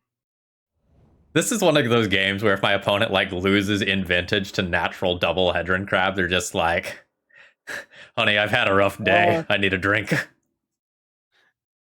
Do you want to force a negation the Oko? I guess maybe. It shuts off my crabs. It does shut off, well, one of the crabs, yeah. Yeah, and then it shuts off the other one, and then I lose. Yeah, Think. I would force it. Yeah, that's fine. You can pitch the brain freeze. Try to not fetch restricted cards if you can. Sure, fine. Resolves. Yeah, sure.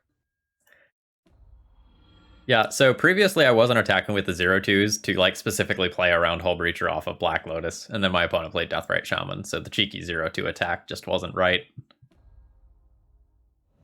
Oh, okay. Oh no. Alright, well this escalated quickly. Yeah, but they've got like 30 cards left in their graveyard, and or they've got 30 cards in their hand, so. Yeah, I'm hoping we can just like draw Fastbond and then just like mise them. Different. Or not Fastbond, like Tropical Island or Fetch. Yeah. Elk me. I dare you. I Yeah, think, if you draw like, a fetch and be able to resolve a Fastbond. Oh, okay. So they're just gonna try and go for your life total. and that's totally fair as well. That's actually fine though. Yeah, like this is time.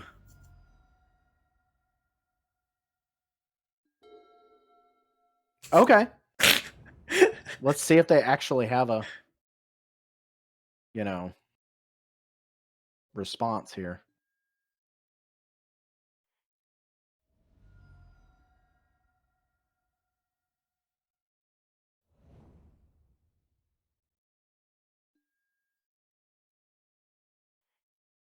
And if they do, we just try again next turn.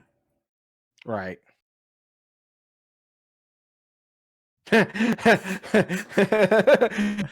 Oh, okay. Well, They have 17 cards left in their library. This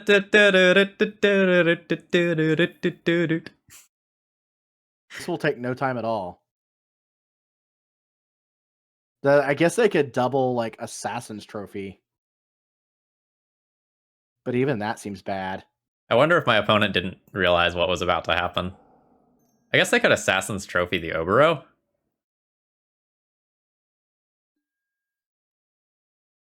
Targeting Or Hedron. they could miss that line. Yeah, that's what I would have done, but I guess they didn't expect the fact that you might have a. I'm confused. I think they just missed the fact that they could disrupt me there. Yeah. And now you have the ability to double pay. Yep. So now I can pay around it happening a second time. Oh, baby. Okay. Yeah, sure. I think that, yeah. I think the line was that they should have, Assassin's Trophy'd Oboro. If they had an Assassin's Trophy. As they say in the business, we take those. That happens, yep. This is awkward because, like, I just, like, I would play Ramanap, like, maybe in this particular matchup. Like, just so you can get back lands that are, because they play Wasteland. But, like, the problem is like you want to have, like, Pyroblast, but at the same time, like, they play Death. Yeah. I don't know that we go up to the full 4. I think we maybe Maybe. play like 2 or 3 of these. Like Yeah. cut a daze, maybe trim a breach and trim the crop rotation or something like that. Yeah. I'm feeling the crop rotation is just going to end its way up deck at some point. Yeah, I don't like playing crop rotation in general against decks with counterspells when you're like using it somewhat fairly, because it's good against the decks that are like real heavy on like Bazaar Baghdad, because then you can like crop rotation for Tabernacle. But you can also like crop rotation for Oboro too, if you need it. Like that's also a thing. That's kind of why it's there, main deck, so you can have the line of being able to crop rotation for Oboro. in a lot of ways I'm actually more scared of my opponent's aggressive starts than I am of their controlling starts. Yeah. I mean, there you can still play Dark Depths in Vintage. It's still easily a deck you can play in the format. I think Vintage is a lot more open than people give it credit for. There Yeah. are extremely powerful, well-refined archetypes, but when you're allowed to play with so many broken cards, there's plenty of wiggle room for what you can be doing. And a lot of things that Justin Gennari plays on his channel are great evidence of that. And you see people like Chubby Rain putting up finishes with all sorts of crazy shit. Yeah. Oh yeah. Misstep on crop rotation's bad. Yeah. I also like what Eli has been doing lately with goblins in Vintage. That deck is actually pretty good. And it's almost exactly a port of like the turbo, like Muxus style list from Legacy, but you get the added bonus of having like the combo with Kiki Jiki and Conspicuous Snoop and Goblin Recruiter. That's absurd, by the way. That is legitimately the most absurd thing to do. It's pretty silly. Snoop kill somebody. It's funny. I played a game with it earlier, and I had a opponent was on like one of those white like Eldrazi like lists. Mm-hmm. They played an Aven Mind Sensor in response to my Goblin Recruiter, and I still hit a Kiki Jiki, a Conspicuous Snoop, and a Slingang Lieutenant, Strong. and was able to swing with 2 Goblin lackeys and connect with this in the play. I think we keep this one, right? Like we have turn 1 crab plus Yeah, that's not bad. land. And then we have Brainstorm to like smooth out the hand later. Yep.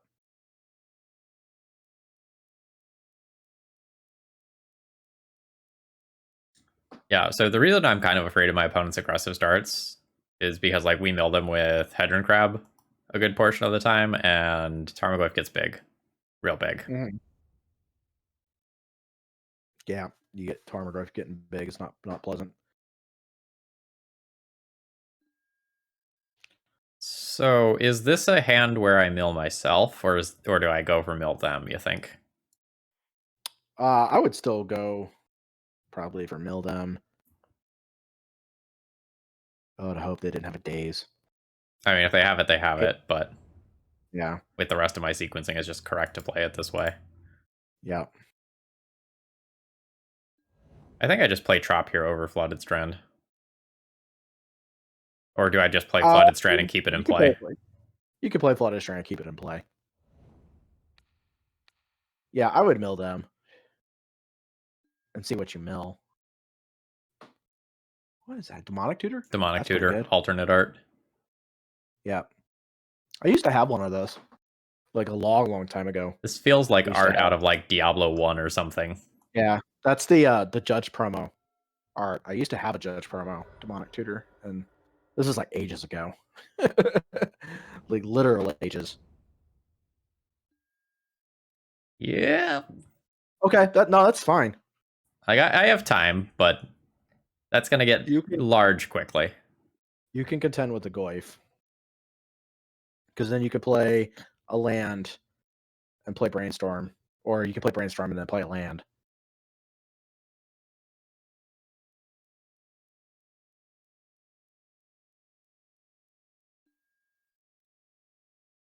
Okay. Okay. That's Put, intriguing. put back Breach Sanctuary. Yeah, I wouldn't keep the Sanctuary.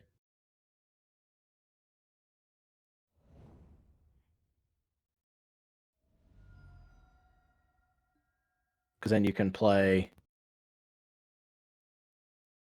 Yeah.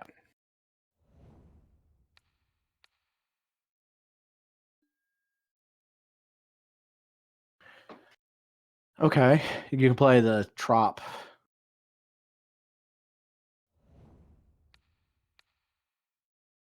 5/6. 5/6 Tarmogoyf. Yeah, that's fine.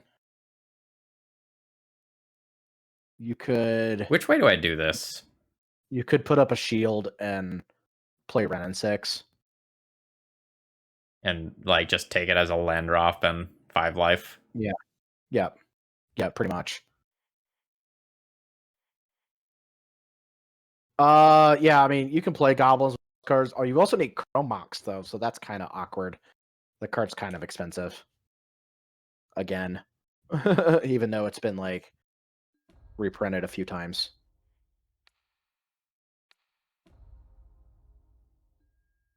Yeah, next turn we have a decent amount of mill available. Yeah, they have to attack Ren.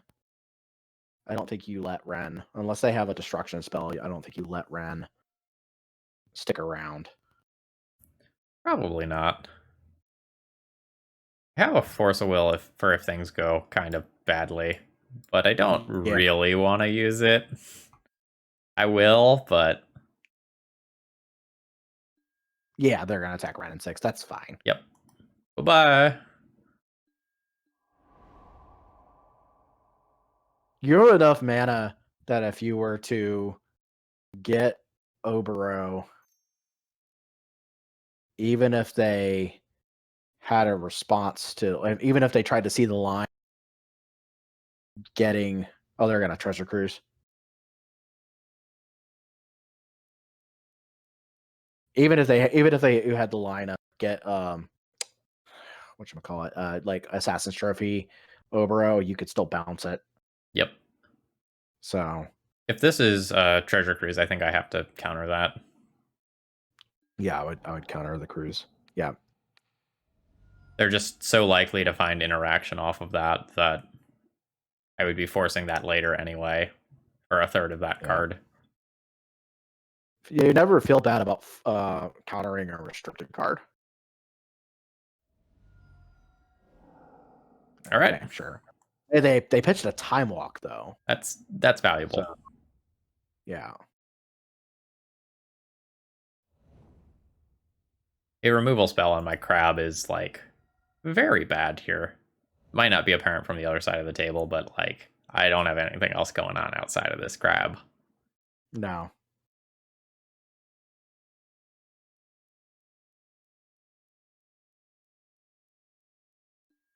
No. Yeah. And you could search and fail to find. Have I like shuffled or scryed or anything? No, you haven't. Okay. So you don't have to, Yeah, but there's no effect then.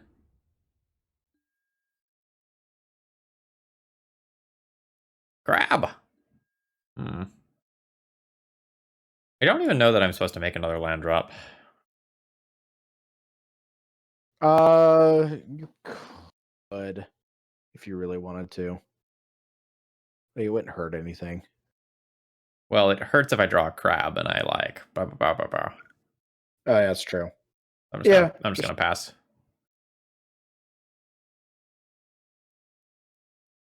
Yeah. So now this Tarmogoyf is a 6/7. Boo. We get 3 turns.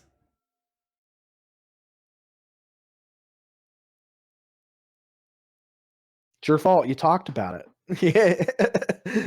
You made it happen by talking. It's the streamer's curse. Yeah. I talked about this timer getting big. Oh, yep, there it goes. Hey, Loco, by the way, do you want your donation to support legacy or vintage content? I didn't ask. Either is fine. Oh, gosh.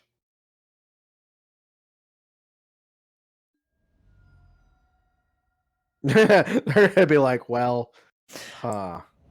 Don't have a lot for you to look at, but I'll show you this Fastbond art. It's kind of cool. It is nice. I like that art actually quite a bit.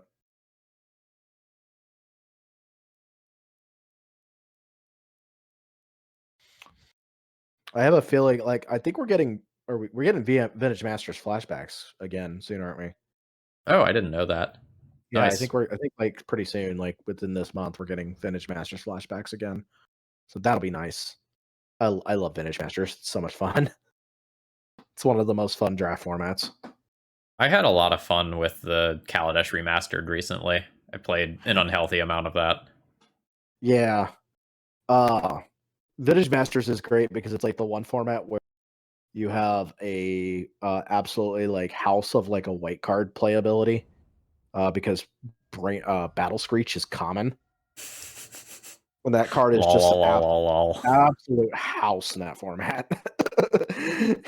You're just like, oh, Battle Screech, flashback battles. They're just like, yeah.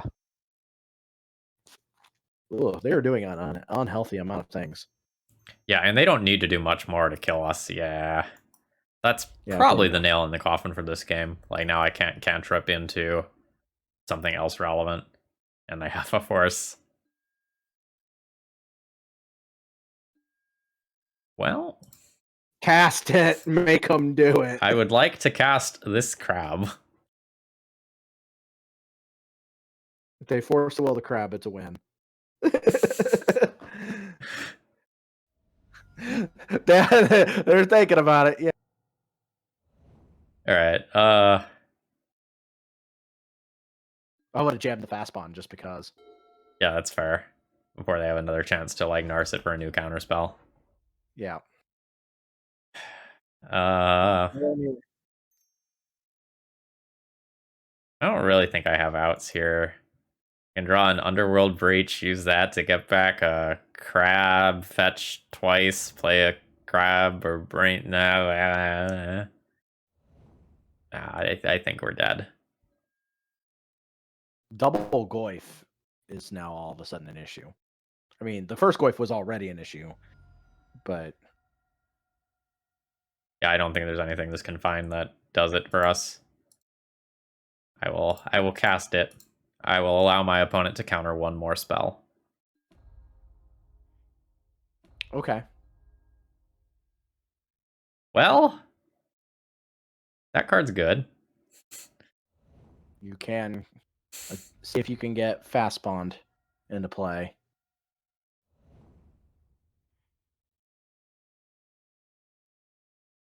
Hope they don't have misstep. Oh, I said it. Oh, we were so close to just turning that game around. Yeah, that happens. You always remember the missteps because, or because it's restricted now, so you always remember them. Change anything about boarding here, right? No.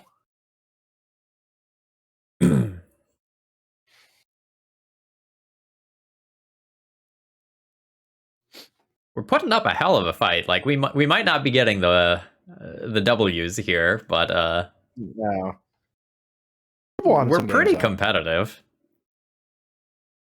I think this deck is neat. It probably still needs a little bit of tuning here or there, but oh yeah, that's like people talk about the Brewers' advantage in that like people don't know what you're doing, so they misplay against it. But the Brewers' curse is that like you're the only person working on the deck most of the time, and the Hive Mind, there's 80 people working on any given vintage deck that are active at any given time or something. I think this hand's a mulligan. Yeah, I don't like this hand at all. That's absolutely keepable. Land Crab, Lotus, Narset. No. I would play the land, Lotus, Narset, hold up Pyroblast. I see. Yeah, and then once that's resolved, play Crab. Yeah. Yeah, that's fair. So I would actually put back probably the Ponder. Can't put back Crab. Yeah. Absolutely not. It's not allowed. So play land, Play Lotus.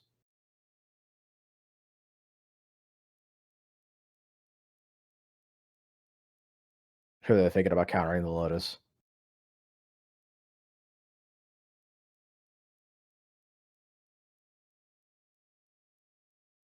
I don't spend very much time thinking about countering Lotus in Vintage. Like, the card's good, but like usually hitting the payoff card ends up being better, at least in my experience. Okay. This is fine.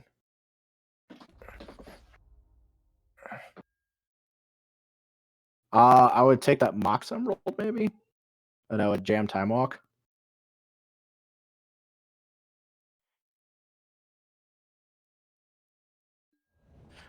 So usually it's correct to like counter whatever is cast. Now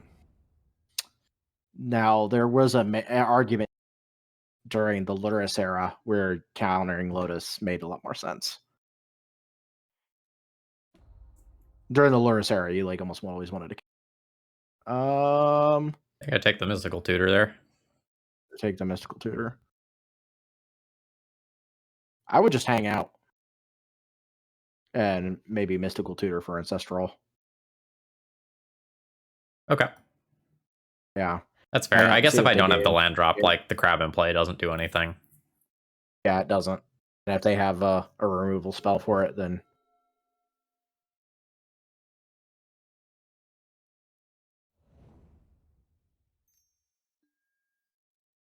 yeah, I just let that go.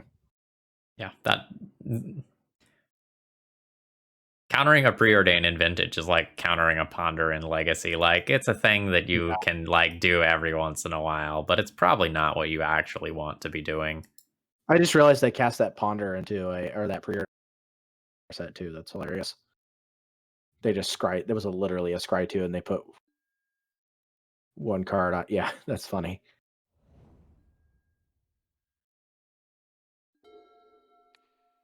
Hello, my name is Ancestral. I am here to draw cards. Oh, and I worked. Oh, baby. Yeah. All right. I would just. You could hold on to the Oboro. Well, I haven't made my land drop yet. You could play it and. I think I'm okay with pitching a Brain Freeze to a Force if I have to force. Yeah, you could do that. I'm gonna put this Crab into play. My opponent spends a turn answering the Crab rather than like doing something that gets rid of the Narset. I'm so good with that.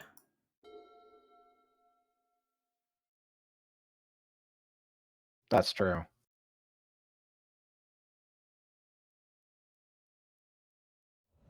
You can still cast. You still can bounce Oboro. That's funny.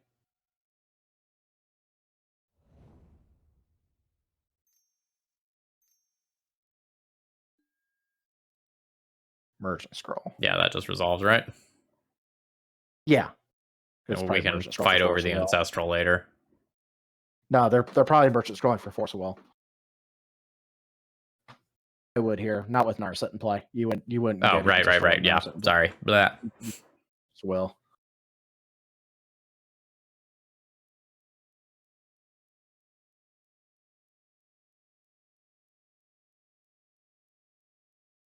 So I would probably bounce your Oboro at your end step, at their end step, so that you can replay it. That's fair. I don't have a land in the graveyard to get with Wrenn and 6. Right. But you also don't want to use that mana on. Yeah. Well, that's great. Yeah.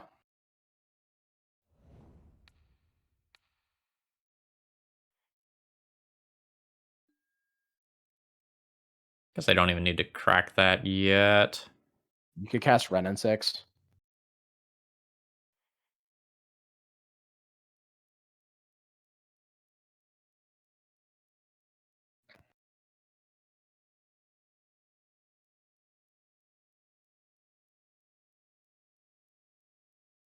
Yeah, it just untaps, but it doesn't really matter how he did it. You could Pyroblast that.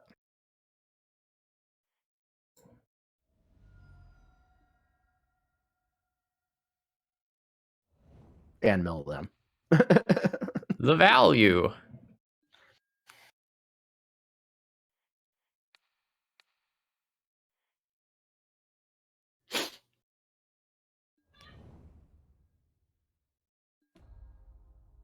Yeah, and then get back your fetch land.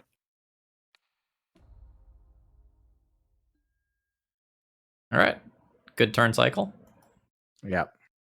Like there was no real like difference you tapping Oboro to itself to bounce it on your turn versus them you doing it on the turn. So there was just no real difference there.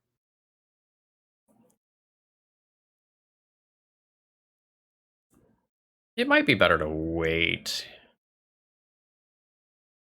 I don't know. So not really with the exact cards that I had, but there's other worlds where like maybe You feel like could that's worth answering. They have how many cards? They have 3 cards left in hand. Yeah. Yeah, I would just answer it.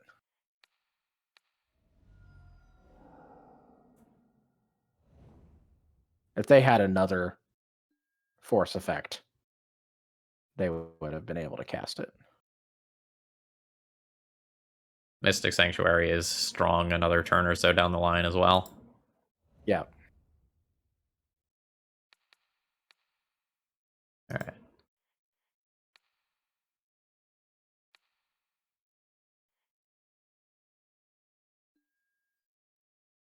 Guess I should take a look at what I've milled.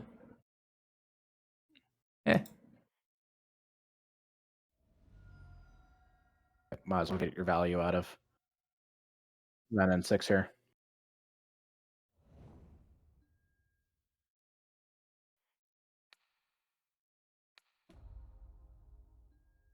All right, so I've made my land drop. No Narset loyalty. Just pass the turn. Approaching half of their library gone.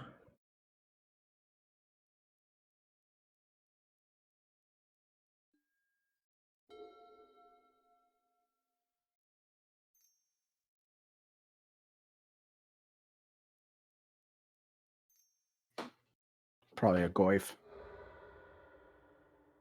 Sure. Okay.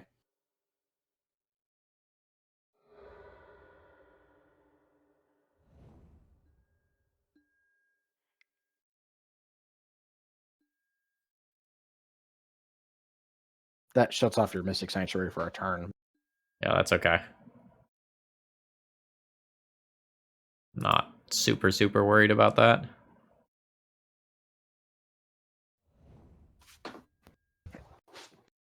Get an Assassin's Trophy there, relevantly. And their strip mine.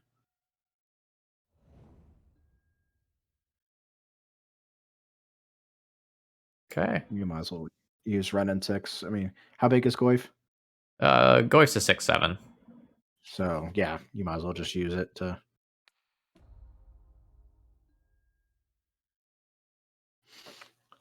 It's gonna basically be a 6-point life. Yeah, I mean, Ren and 6 has gotten us 3 additional land drops and 6 life. Yeah. That's fine. Yeah. Yeah. My opponent also might kill Narset first. That's okay. Yeah. It's awkward. I'd feel more worried about Ren and 6. Oh no, they're gonna attack Narset. Okay. That's actually just fine.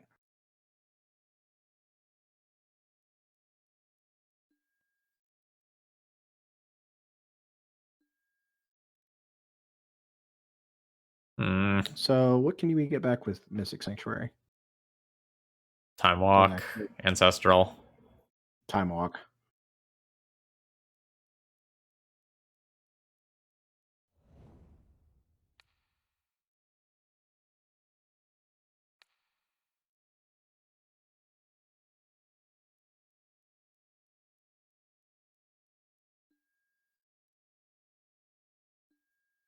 Yeah, you might not want to be targeting them with. I think I win this game by milling them out. That's true. Like, I don't think I can switch to a different win condition when they have 9 power in play. That's a 2-turn clock. 3 if they kill Ren and 6. Right. Like, it sucks to give them cards, but I don't know how I win if not by mill. It's good if you get another crab. That's for sure. Yeah, like a crab or a Fastbond, like, probably ends up winning this. I guess we can also view the likely of old draw a card as a positive, in that it is milling faster, kind of. Yeah. I mean, they might just bury us with the things that they find.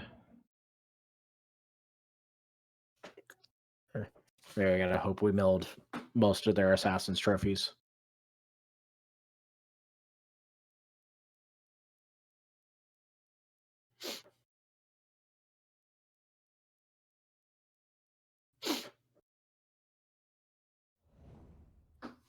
Oh, that's bad. Mystic. Right. Well, could be. Like, they have to have a way to get back. Oh, they put Assassin's Trophy on top. Yeah. That's funny. Uh-oh. So now they Assassin's Trophy Crab, crash in, kill Ren and 6, so I can't just, like, infinite time walk loop. I would, yeah, and you don't want to search. Don't I have an island? Oh, no, you're right, I don't want to search. Time walk on top. Time walk. Yeah. Drawn so many lands this game. Yeah. You just have to crash in on Ren and 6. Sorry, guys. Just cast. Time walk.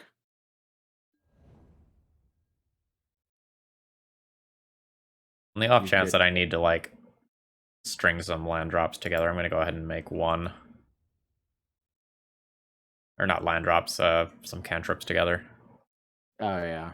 Well, you can't really with or we can just drop Bearing Freeze. Yikes. You could put your your time walk back on top.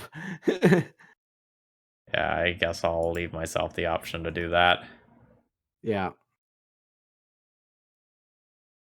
Because you could also, if they cast any amount of spells, you could also just, like, brain freeze them.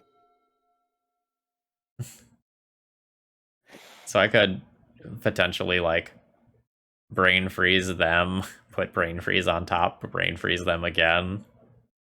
I guess God, that's also a thing. Yeah.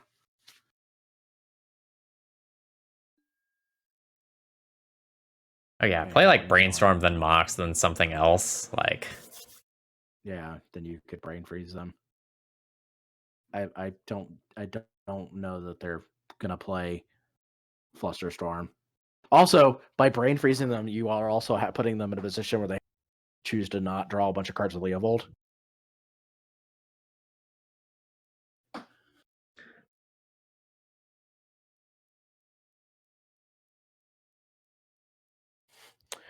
Uro is a possibility.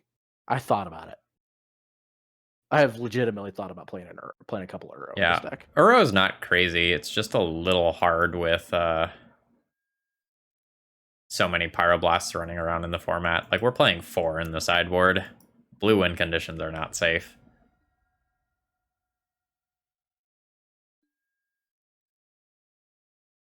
Did I just cash this in? You could. Alright.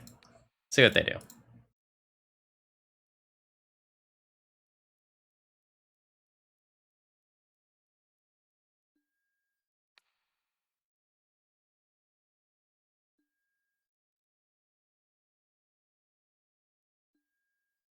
Opponent has chosen not to. They have chosen not to. Alright. So now I can fetch.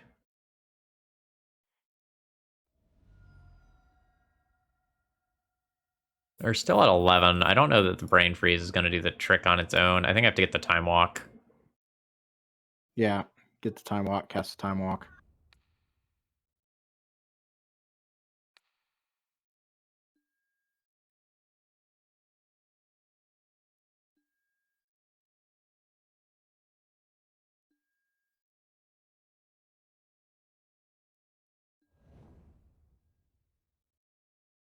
You might as well just hold on to your hold on to your butts. So they say in Jurassic Park. Dead. Ugh. Yeah. Womp womp womp. That was so close. Yeah, I mean, like we almost naturally milled our opponent out off of one crab without doing anything broken. That's totally fine. All right. So we have a hand that doesn't really do anything quickly, but we have the ability to find our ancestral. What do you think of this hand? We're on the be play. Fine. Double Force is also pretty good. All right, let's keep. I would play the fetch.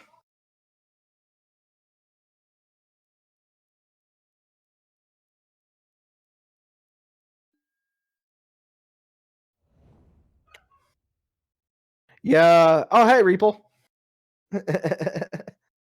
Yeah, Bug is a consistent deck, but I feel like as far as blue deck goes, there are blue deck options that feel like they have really broken starts. Like if you're playing one of the things that has Dreadhorde Arcanist in it, for example.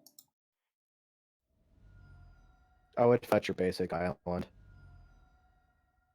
What? Are we gonna stifle? Oh, I'll laugh if they're gonna stifle. I might try to like ancestral in response to my fetch land or something. Yes, you can brainstorm in response to my fetch land. That's fine. Yeah, that's an odd play, but that okay. doesn't make a lot of sense to me.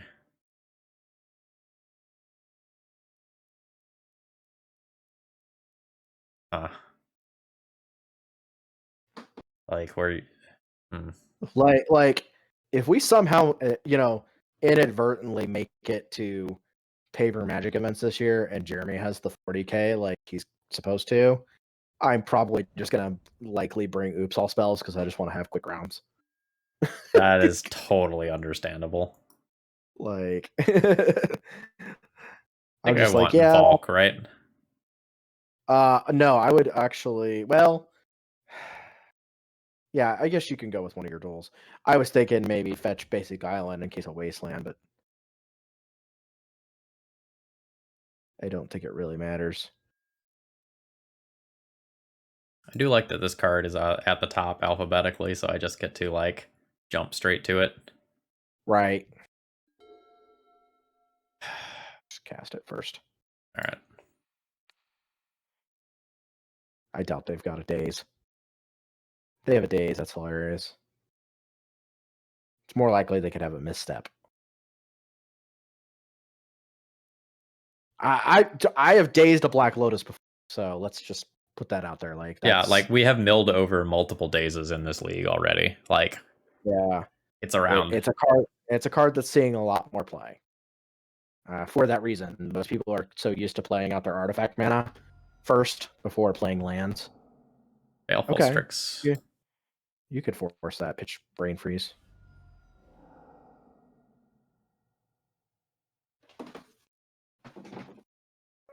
What does Baleful Strix indicate? No idea. I've not seen Baleful Strix in a vintage deck for a while. Maybe Tezzerator? Like old school, like Tezzeret control? Like my thoughts are old school Tezzerator or Doomsday.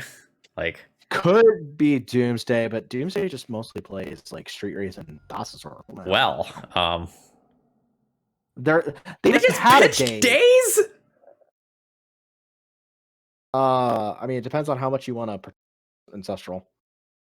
I guess you could.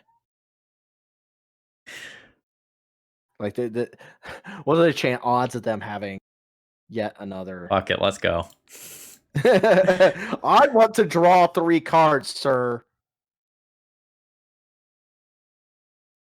If they have another days in hand, I'm gonna like laugh. Like, why would you pitch the days? What 2-drop that you have that is so good that you're not willing to, like... Oh my god! They just did not want you to draw that, to cast that Ancestral. That is just hilarious. I'm gonna need to Wow. take a snip of that one. Yeah, but a lot of these decks don't play like more than 1 day, so that's what's so God funny. damn it. Yeah, that's worth a screenshot. Yeah.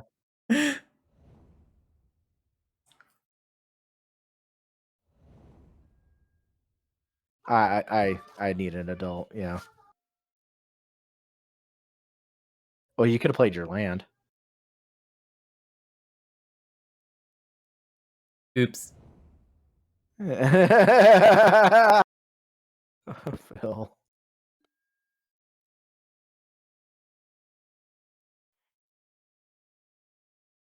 I mean, they have what, like 3 cards in hand now? Like, that just, it seems really silly. I don't think I can keep this. No.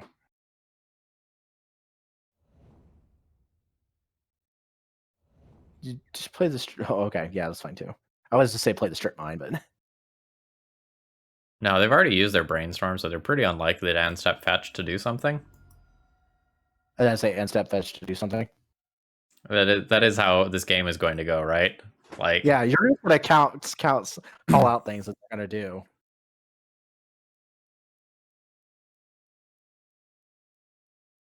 but seriously though, why did they not just daze the first time? Yeah, that would have made more sense. Like days the first time, then you have to fetch for Bayou, do nothing. That was Yeah, that was straight up a fetch to thin in Vintage. Right? I don't know. Dark Confidant. All right. Yeah, play the Time Walk, strip mine.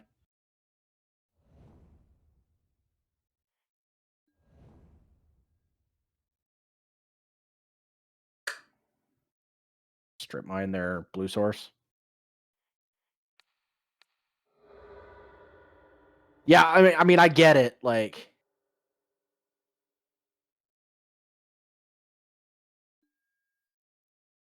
But is Bob really that good that you're willing to pass on that value? Especially when you get to like redeploy the land and then potentially daze another on curve spell. right. Like I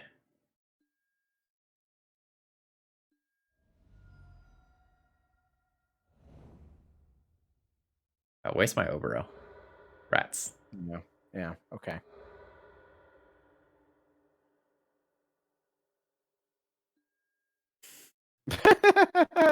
Phil. Yeah, I think we needed to. I think you needed to have played that strip mine earlier. Yeah, but they wouldn't have fetched if I played the strip mine, so it would have changed the game flow. Yeah, that's true.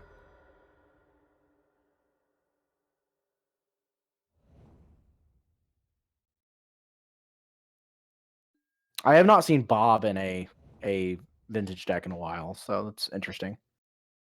Yeah, I don't actually know what our opponent is doing. That's the reason why I haven't like just conceded yet. Bug stuff.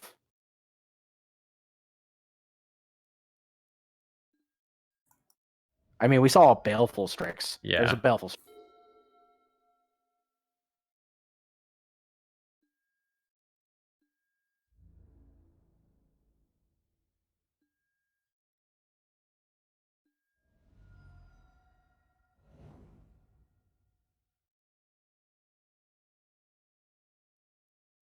This is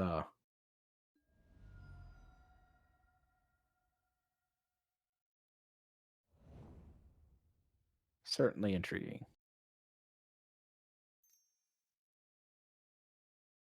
I'm guessing a Goyf here. No? Or it's Strix, yeah. Okay.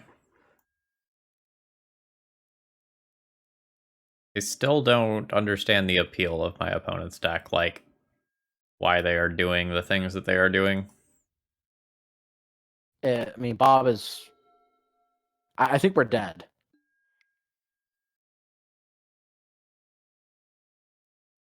We've had some strong draws. Drawing 3 out of 4 of the Fastbonds in the deck. Yep.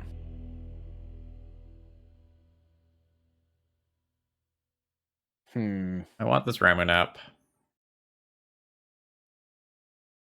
Yeah, that's also a possibility. It could be an older bug list.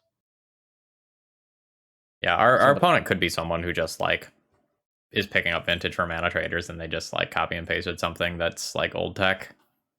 Could be. Do I want anything else besides Ramen app? Like, do I want a couple Pyroblasts? It's awkward because it doesn't answer like the cards like Deathrite or. Yeah. I'm gonna junk this one of days, have access to a Pyroblast, and call that good. Yeah, I mean we got because we have a list that played more than 1 days. Like a lot of the current lists are generally on 1. So it's just we got because somebody was playing a list with more than 1 copy of days.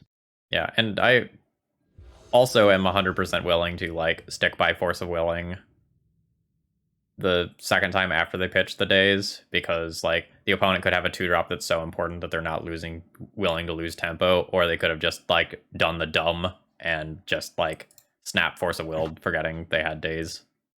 Oh, okay.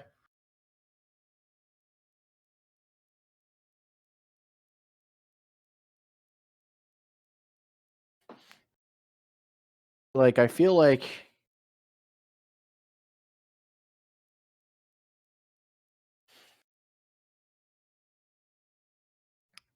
this would be better if like that island was an Oboro, obviously, but Yeah. So do I lead on Crab or Fastbond first? you could lead on Fastbond.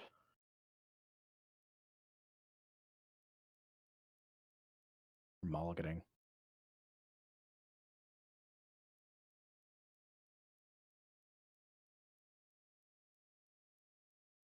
I mean, and I actually totally understand the reason of wanting to be able to play Bob. Like,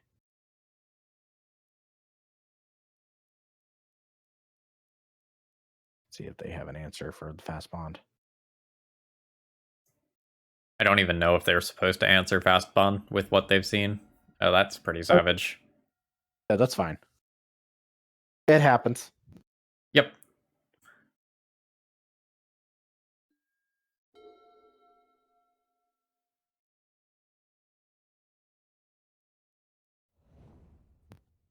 Oh, we're gonna be one of those.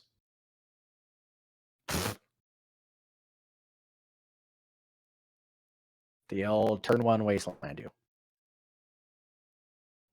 Oh, even better.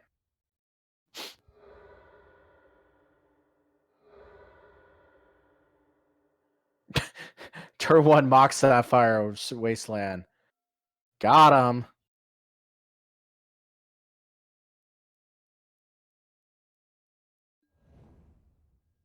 Oh. I mean, yeah, if we hit any sort of action. Yeah, like green source plus Oboro would be cool. Well, less so now. Well, but like here's the thing, like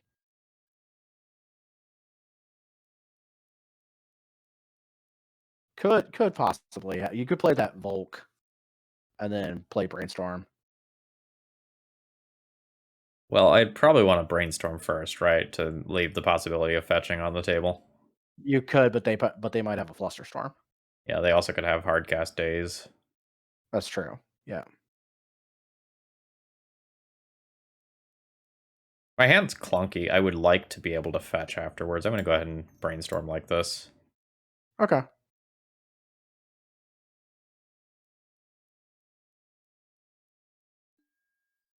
Yep, okay. It's just hardcast days, sure. I accept that. Like, that's the cost of the line that I took.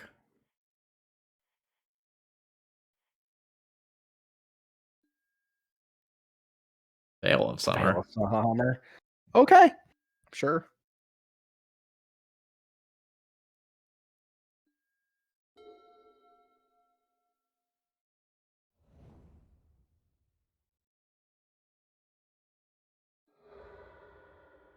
I'll represent a blast because I have one. They'll move phases. Yeah.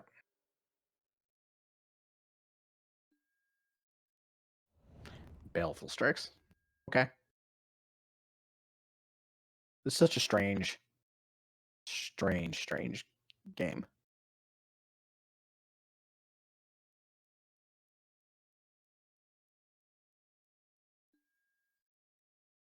Oh, okay.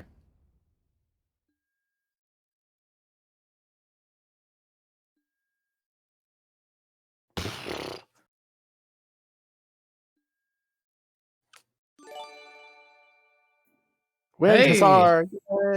Yay! Thank you very much for the rating. For those who are just tuning in, hi, I'm Phil Gallagher, joined by Joe Dyer of MTG Goldfish fame, and we are playing the Love Shack. We are playing Hedron Crab Fastbond Breach combo, and I did call you out, Winged. I did explain that it was you. we are Don't feel bad about that. unfortunately getting a little bit bodied. Okay.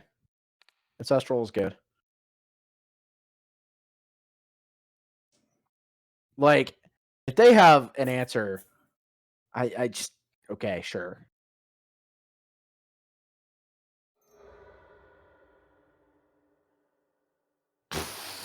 God damn it. Just okay, sure. Like, this is silly. That seems like a silly thing to waste the. But I mean, Ancestral's good, so. Yeah, it's kind of like Force of Willing pitching Black Lotus. Like, I'll take Yeah, that. Baleful Strix must be legacy. Like, yeah, okay, sure. Log is calling it the Vaccine Shack. That's fine. Hi, Log.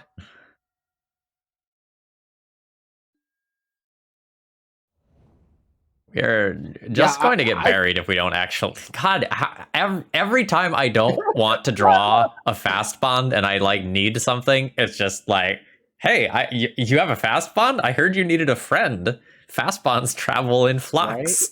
Packs, maybe. Yeah, murders. Yeah, murders. That's the actual problem with this, is that they do travel in flux, yeah. It's so awkward to be like, okay, well, I guess I'm going to draw all my fast bonds. Give me a Jace the Mind Sculptor. Let me shuffle back these fast bonds. But I thought Jace wasn't playable anymore in anything. Oh, wait. That's maybe just legacy. It's fine. Someday Wizards will pay attention to the format and the format will get better. No. We're stuck with this shit.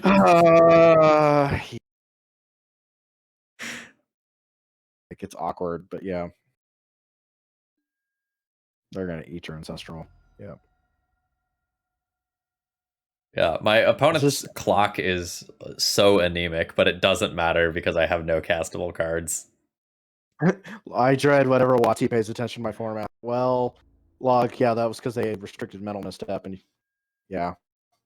I don't know. I think Vintage has gotten way better over the last couple of years. Like the last time that I played previously was when it was just like Phyrexian Metamorph my Lodestone Golem every game, and that wasn't really interesting. All right, like, please, okay, either a land, either kill me or let me do something. I'll take either one. And it's not like there's not lands in this deck. Like, that's the funny part. There's a lot of them, like, right? By Vintage standards. Yeah, right. Like 18 lands. Like, that's. They've just had every. Like, I had a misstep, and I had a. Recent printings are like affecting everything, Log. So yeah, I mean that's just the way it is. Like, recent printings are recent printings. A certain Commander Cat, I mean Companion Cat, did things in a couple of Yeah. older formats, I hear. Yeah. My only brief amount of fun. Okay, so you can play All that right. and play Time Walk. Then my opponent will have like days number 3. Yeah. Or wait. They're gonna cast mana. Oh no, they can't cast. Oh no, they can't cast mana. Oh, they could cast Mana Drain. They're gonna cast Mana Drain. God damn it, they actually had Like, the 3rd days. day number 3. Like seriously. Like wow. Like they're literally just playing 4 days. Wow. Yeah, I played shops all the previous times that I played Vintage, and like the deck was really good, like really good. But like the gameplay wasn't fun. And I was winning, but I wasn't enjoying it. So like I stopped playing. Yeah. I like shops. Don't get me wrong. Yeah, this is just dead. I workshop decks. This looks awful. Fastbond's traveling in packs again, confirmed. Yeah. You could probably, if you want to keep. I. Is this a game where we mill ourselves and keep the breach? Yes, I would keep the breach. Pitch Ruby? No. Nope. No, I would pitch Misstep probably. Okay. Or I don't know. That feels wrong. One of the crabs, maybe. Like Misstep feels weird here, like especially if you're going to be on the heavy mill plan. Up to you. I wouldn't pitch the Ruby though. What does the Ruby do for us, right? Like, so we go crab into next turn, crab fetch. Yeah. And the Ruby isn't providing much value, at least in the first 2 turns of the game. Yeah. I'm pitching the Ruby. It's up to you. Hi, Snowy White Owl. I'm Joe from MTG Goldfish. Fuck me. Mill them.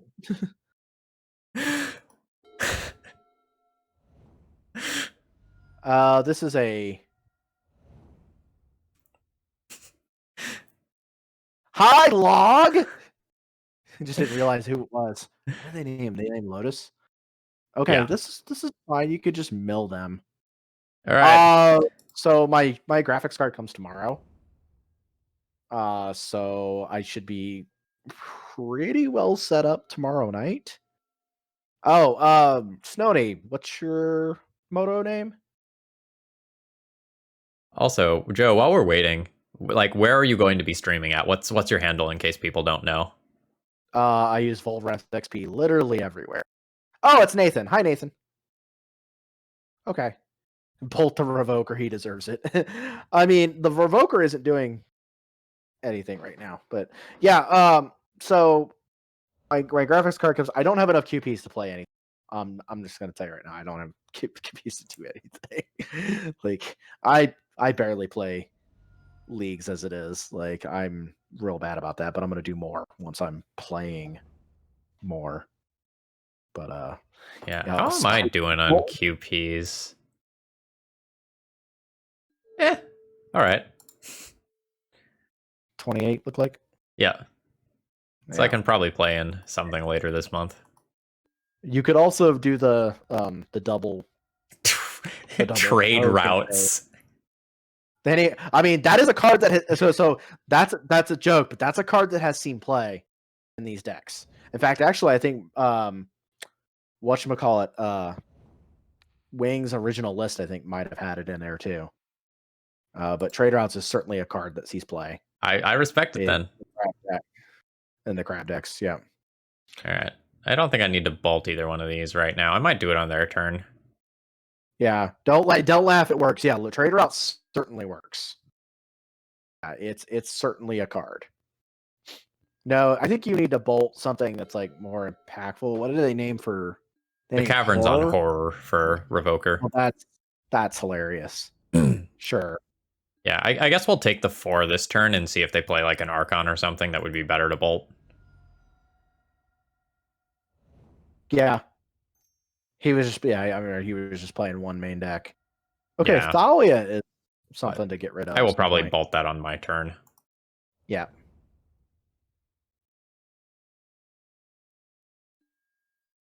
Oh, nice. I don't even necessarily need to crack the fetch yet. No. I am going to go ahead and bolt here because of Caracas. Yeah. And then next turn, if they don't have a follow-up play like that, you could Merchant Scroll Ancestral.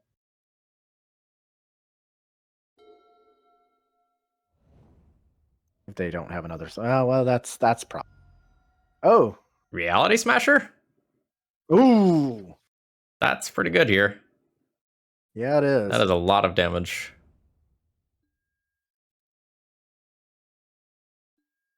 So this is a 9. 2-turn clock. Yeah. That's really awkward. All right, what can we do here? If I draw like I a mean, Renin 6, take 9, go to 5, fetch to 4, Renin 6 away a Revoker, block 1 Revoker, block a Reality Smasher. Yuck. Yuck, basically. I mean, you want to keep your crabs for that right now. There's also an opportunity cost that you could just. So you probably want to Merchant Scroll for Is that... Ancestral. Do I switch to milling myself and see if I can, like, maybe accidentally... They have a ley line. Fuck, right. Sorry, I forgot about that. That's why I said I would Merchant Scroll for Ancestral, cast Ancestral.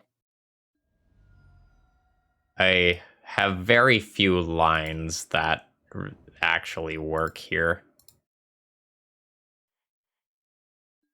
Like, I would have to hit maybe, like... Lotus, Time Walk. Well, it can't be Lotus, because Revoker's on right, Lotus, so it'd have to be, like, Green Mox, Fastbond, or something. Yeah, you're... I am dead. However... Yeah. Get him! Get him! It's the spirit of the thing that matters. Oh, Glow Rider. Yeah, so I'm not surprised to see that. Yeah, I played a Glow Rider human Stompy deck in Vintage a couple weeks ago that actually ended up being pretty good. Yeah. I don't even know why they bothered to do that. Like, they must think you have something. Okay. I think they were just playing around with it. There's certainly a level of confusion to be going on. Yeah, I mean, like, there's Wastelanding in the main phase makes sense, I guess. If they've got this, I think we shave Breach entirely. Yeah. All right, so the plan needs to be mill them out. Like, I can play a Shenanigans. Tabernacle. I can play these. Maybe. I probably play a Ramunap.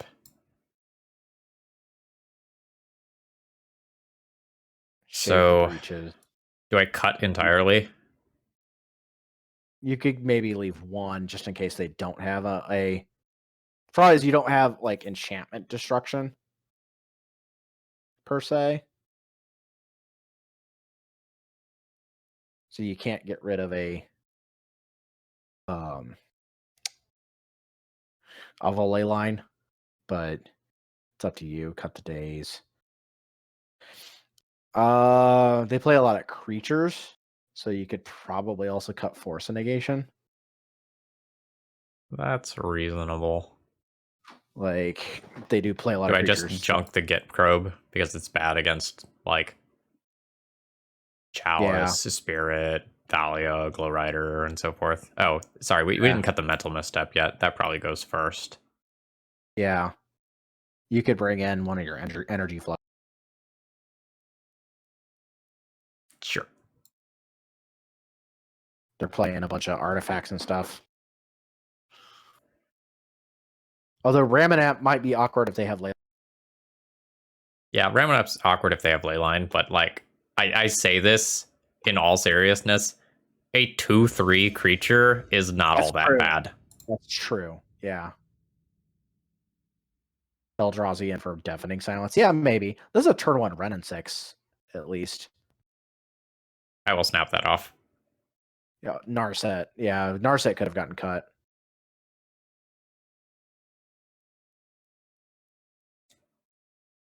I think a lot of the time we just win the game by naturally milling out with crabs. My opponent's deck isn't going to have that much removal. Okay.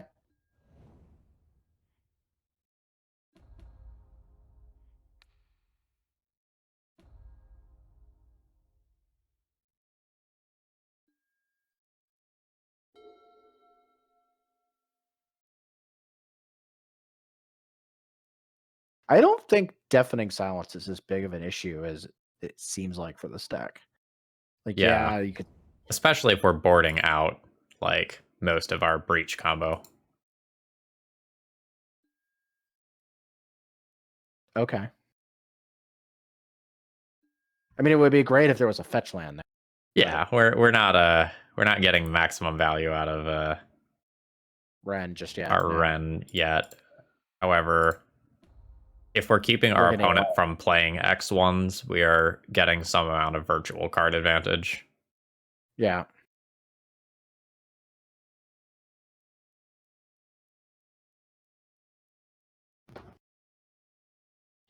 What did they play? They played Eldrazi. Yep. Cavern Soul.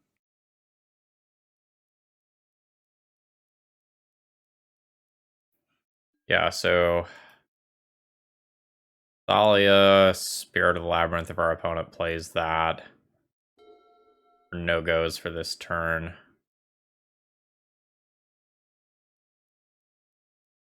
Luminarch Aspirant puts a counter on itself, so we don't get that in this turn cycle. Oh, that's bad. Wow. Just Smasher. Just like Smasher, kill Ren 6. I don't. Wow. Okay. They're just holding on to all this fast mana.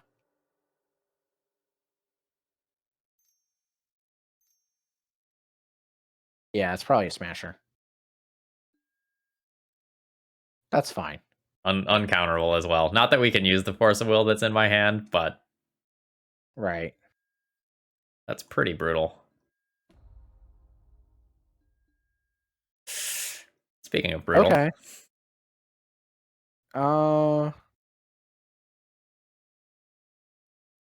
Like you could play the second Ren in 6 and then fetch and get back the fetch. And just use it as a. I think I'm just gonna play this. Like I That's fair. I will deny my opponent 1 mana. Because I need them not to put more stuff into play, because like this is already going to beat me a good percentage of the time. Yeah. That's what these decks do. We kept something that was good against land destruction and small creatures, and then our opponent played Reality Smasher uncounterably.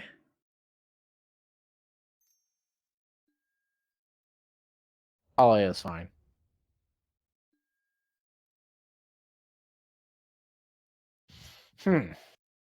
Deck is certainly interesting.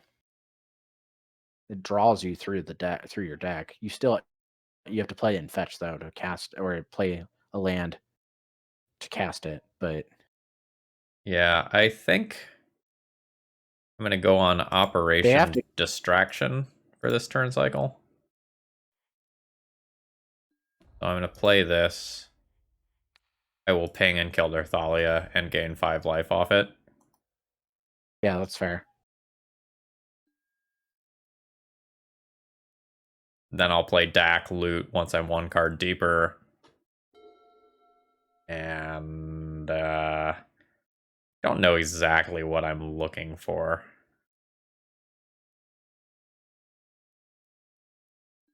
Okay, they are leaving the Ren in 6. Okay. I respect that's that. That's actually just fine. They may have another card to cast. They may have a Revoker. No, they can't cast Revoker. Oh, Thorn of Amethyst, sure. Yeah, I think that just needs to resolve. Yeah, that's fine.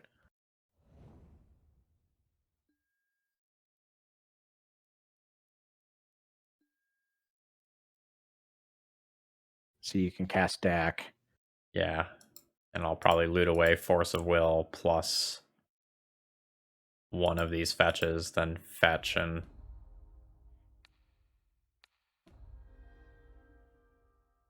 Well, this is not the best. Hmm. Well, actually, maybe Energy Flux is worse here. That card's not going to be castable this game. Worse. And one of the fetches, I guess... Yeah, I guess I just get it back with Wrenn and 6. Yeah, it doesn't really matter what you do. You don't even have to play and crack a fetch. You can just get it back. It's literally just virtual card advantage. Yep.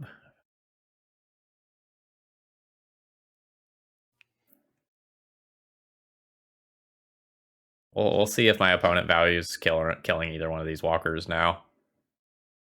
Yeah. Like, I can see them ignoring Wrenn and 6. Dak Faden's a little spookier. Yeah. But I guess they're just expecting that I am not going to have very many answers to Reality Smasher. Like, they can crash in for 5 and then try to kill me. All right. We'll see. Yep. All right, they're going at me. Okay. Like, if you hit a Time Walk. Yeah, I do some gross things if I hit Time Walk. All right, spells are expensive.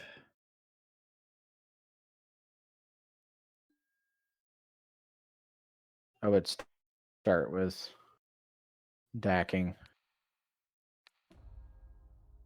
None of that does anything. We're dead. Oh, boy. Oh, well. Like, we can kill this Glow Rider, but then we're at 5. Yeah. Oh, well. Sorry this league didn't go so well. Hey, I'm willing to hemorrhage 100 play points in order to like have a fun evening and produce some cool content that people will enjoy. Like that's not a problem. We did get to kill somebody with the crabs. Yeah, like we did the thing a couple of times. Like it's totally fine. This deck feels like the clunkiest blue deck I think I've played in Vintage. The 4x Fastbonds are rough. Yeah. Because when this card is bad, it is beyond bad. Like when you have one land, or like when you're, in the mid game and low on cards or something like that. There's so many scenarios where this is bad. And the scenarios where it's good are only where you have something else kind of unfair-ish going in the first place. Yeah. Yeah, for sure. Yeah. It's just, that's been my experience with it. There's probably still a lot of tuning to do to a list like this. So I play it off and on. Probably slightly beyond oath level. Yeah, that sounds about right. Yeah, I agree, Log. Yeah, yep. That's for sure. So it's fun. Oh yeah, it's hella fun. Yeah, like when you're doing your thing, you're like, oh man, this is like nut high. I'm best feeling best in the world. Like this is great. And then when you're feeling low, you're feeling low. This is the deck I get tilted on quite a bit, actually, if I lose. Like I'll be like, I don't feel like playing anymore today. Yeah, that's totally fair. Yeah, because you're just like, it's just because it's kind of demoralizing because you feel like you're not doing anything. And that's the awkward part of the deck. So, all right, Joe. Oh, go ahead. Oh no, you're fine. So, Joe, if people want to see more of your content, I know you write a lot of articles. Where can people find you? You can find all the content on MTG Goldfish. My articles are published every Tuesday and every Thursday. Tuesday is the This Week in Legacy article, and Thursdays is the Vintage 101 article series. You can also find me on Twitter at VolrathXP. And also, I will be found on Twitch at some point at XP. and also on YouTube at Volrath XP. So branding, right? It's I think we talked important. about it. I had Yes, I to think we- do a rebranding session because I didn't do everything universally because I'd had some of my accounts for years and years and years. yeah, yeah. It's so yeah. Anywhere you want to find me, you could as Volrath XP, like literally anywhere. I'm also a couple of the people in here are well known people that are on the Vintage Streamers Discord. So if you're not in that Discord, you can usually find me in there. I'm in a million Legacy Discords, server Discords. I'm also in the main Legacy Discord. I'm also in the MTG Goldfish Discord as well. And I also run the Legacy Data Collection project that we've been doing about collecting data for the Legacy challenges. So if you want to help out with that, we also have a Discord for that as well. All right. So Thank you very much for joining me. This was a whole lot of fun.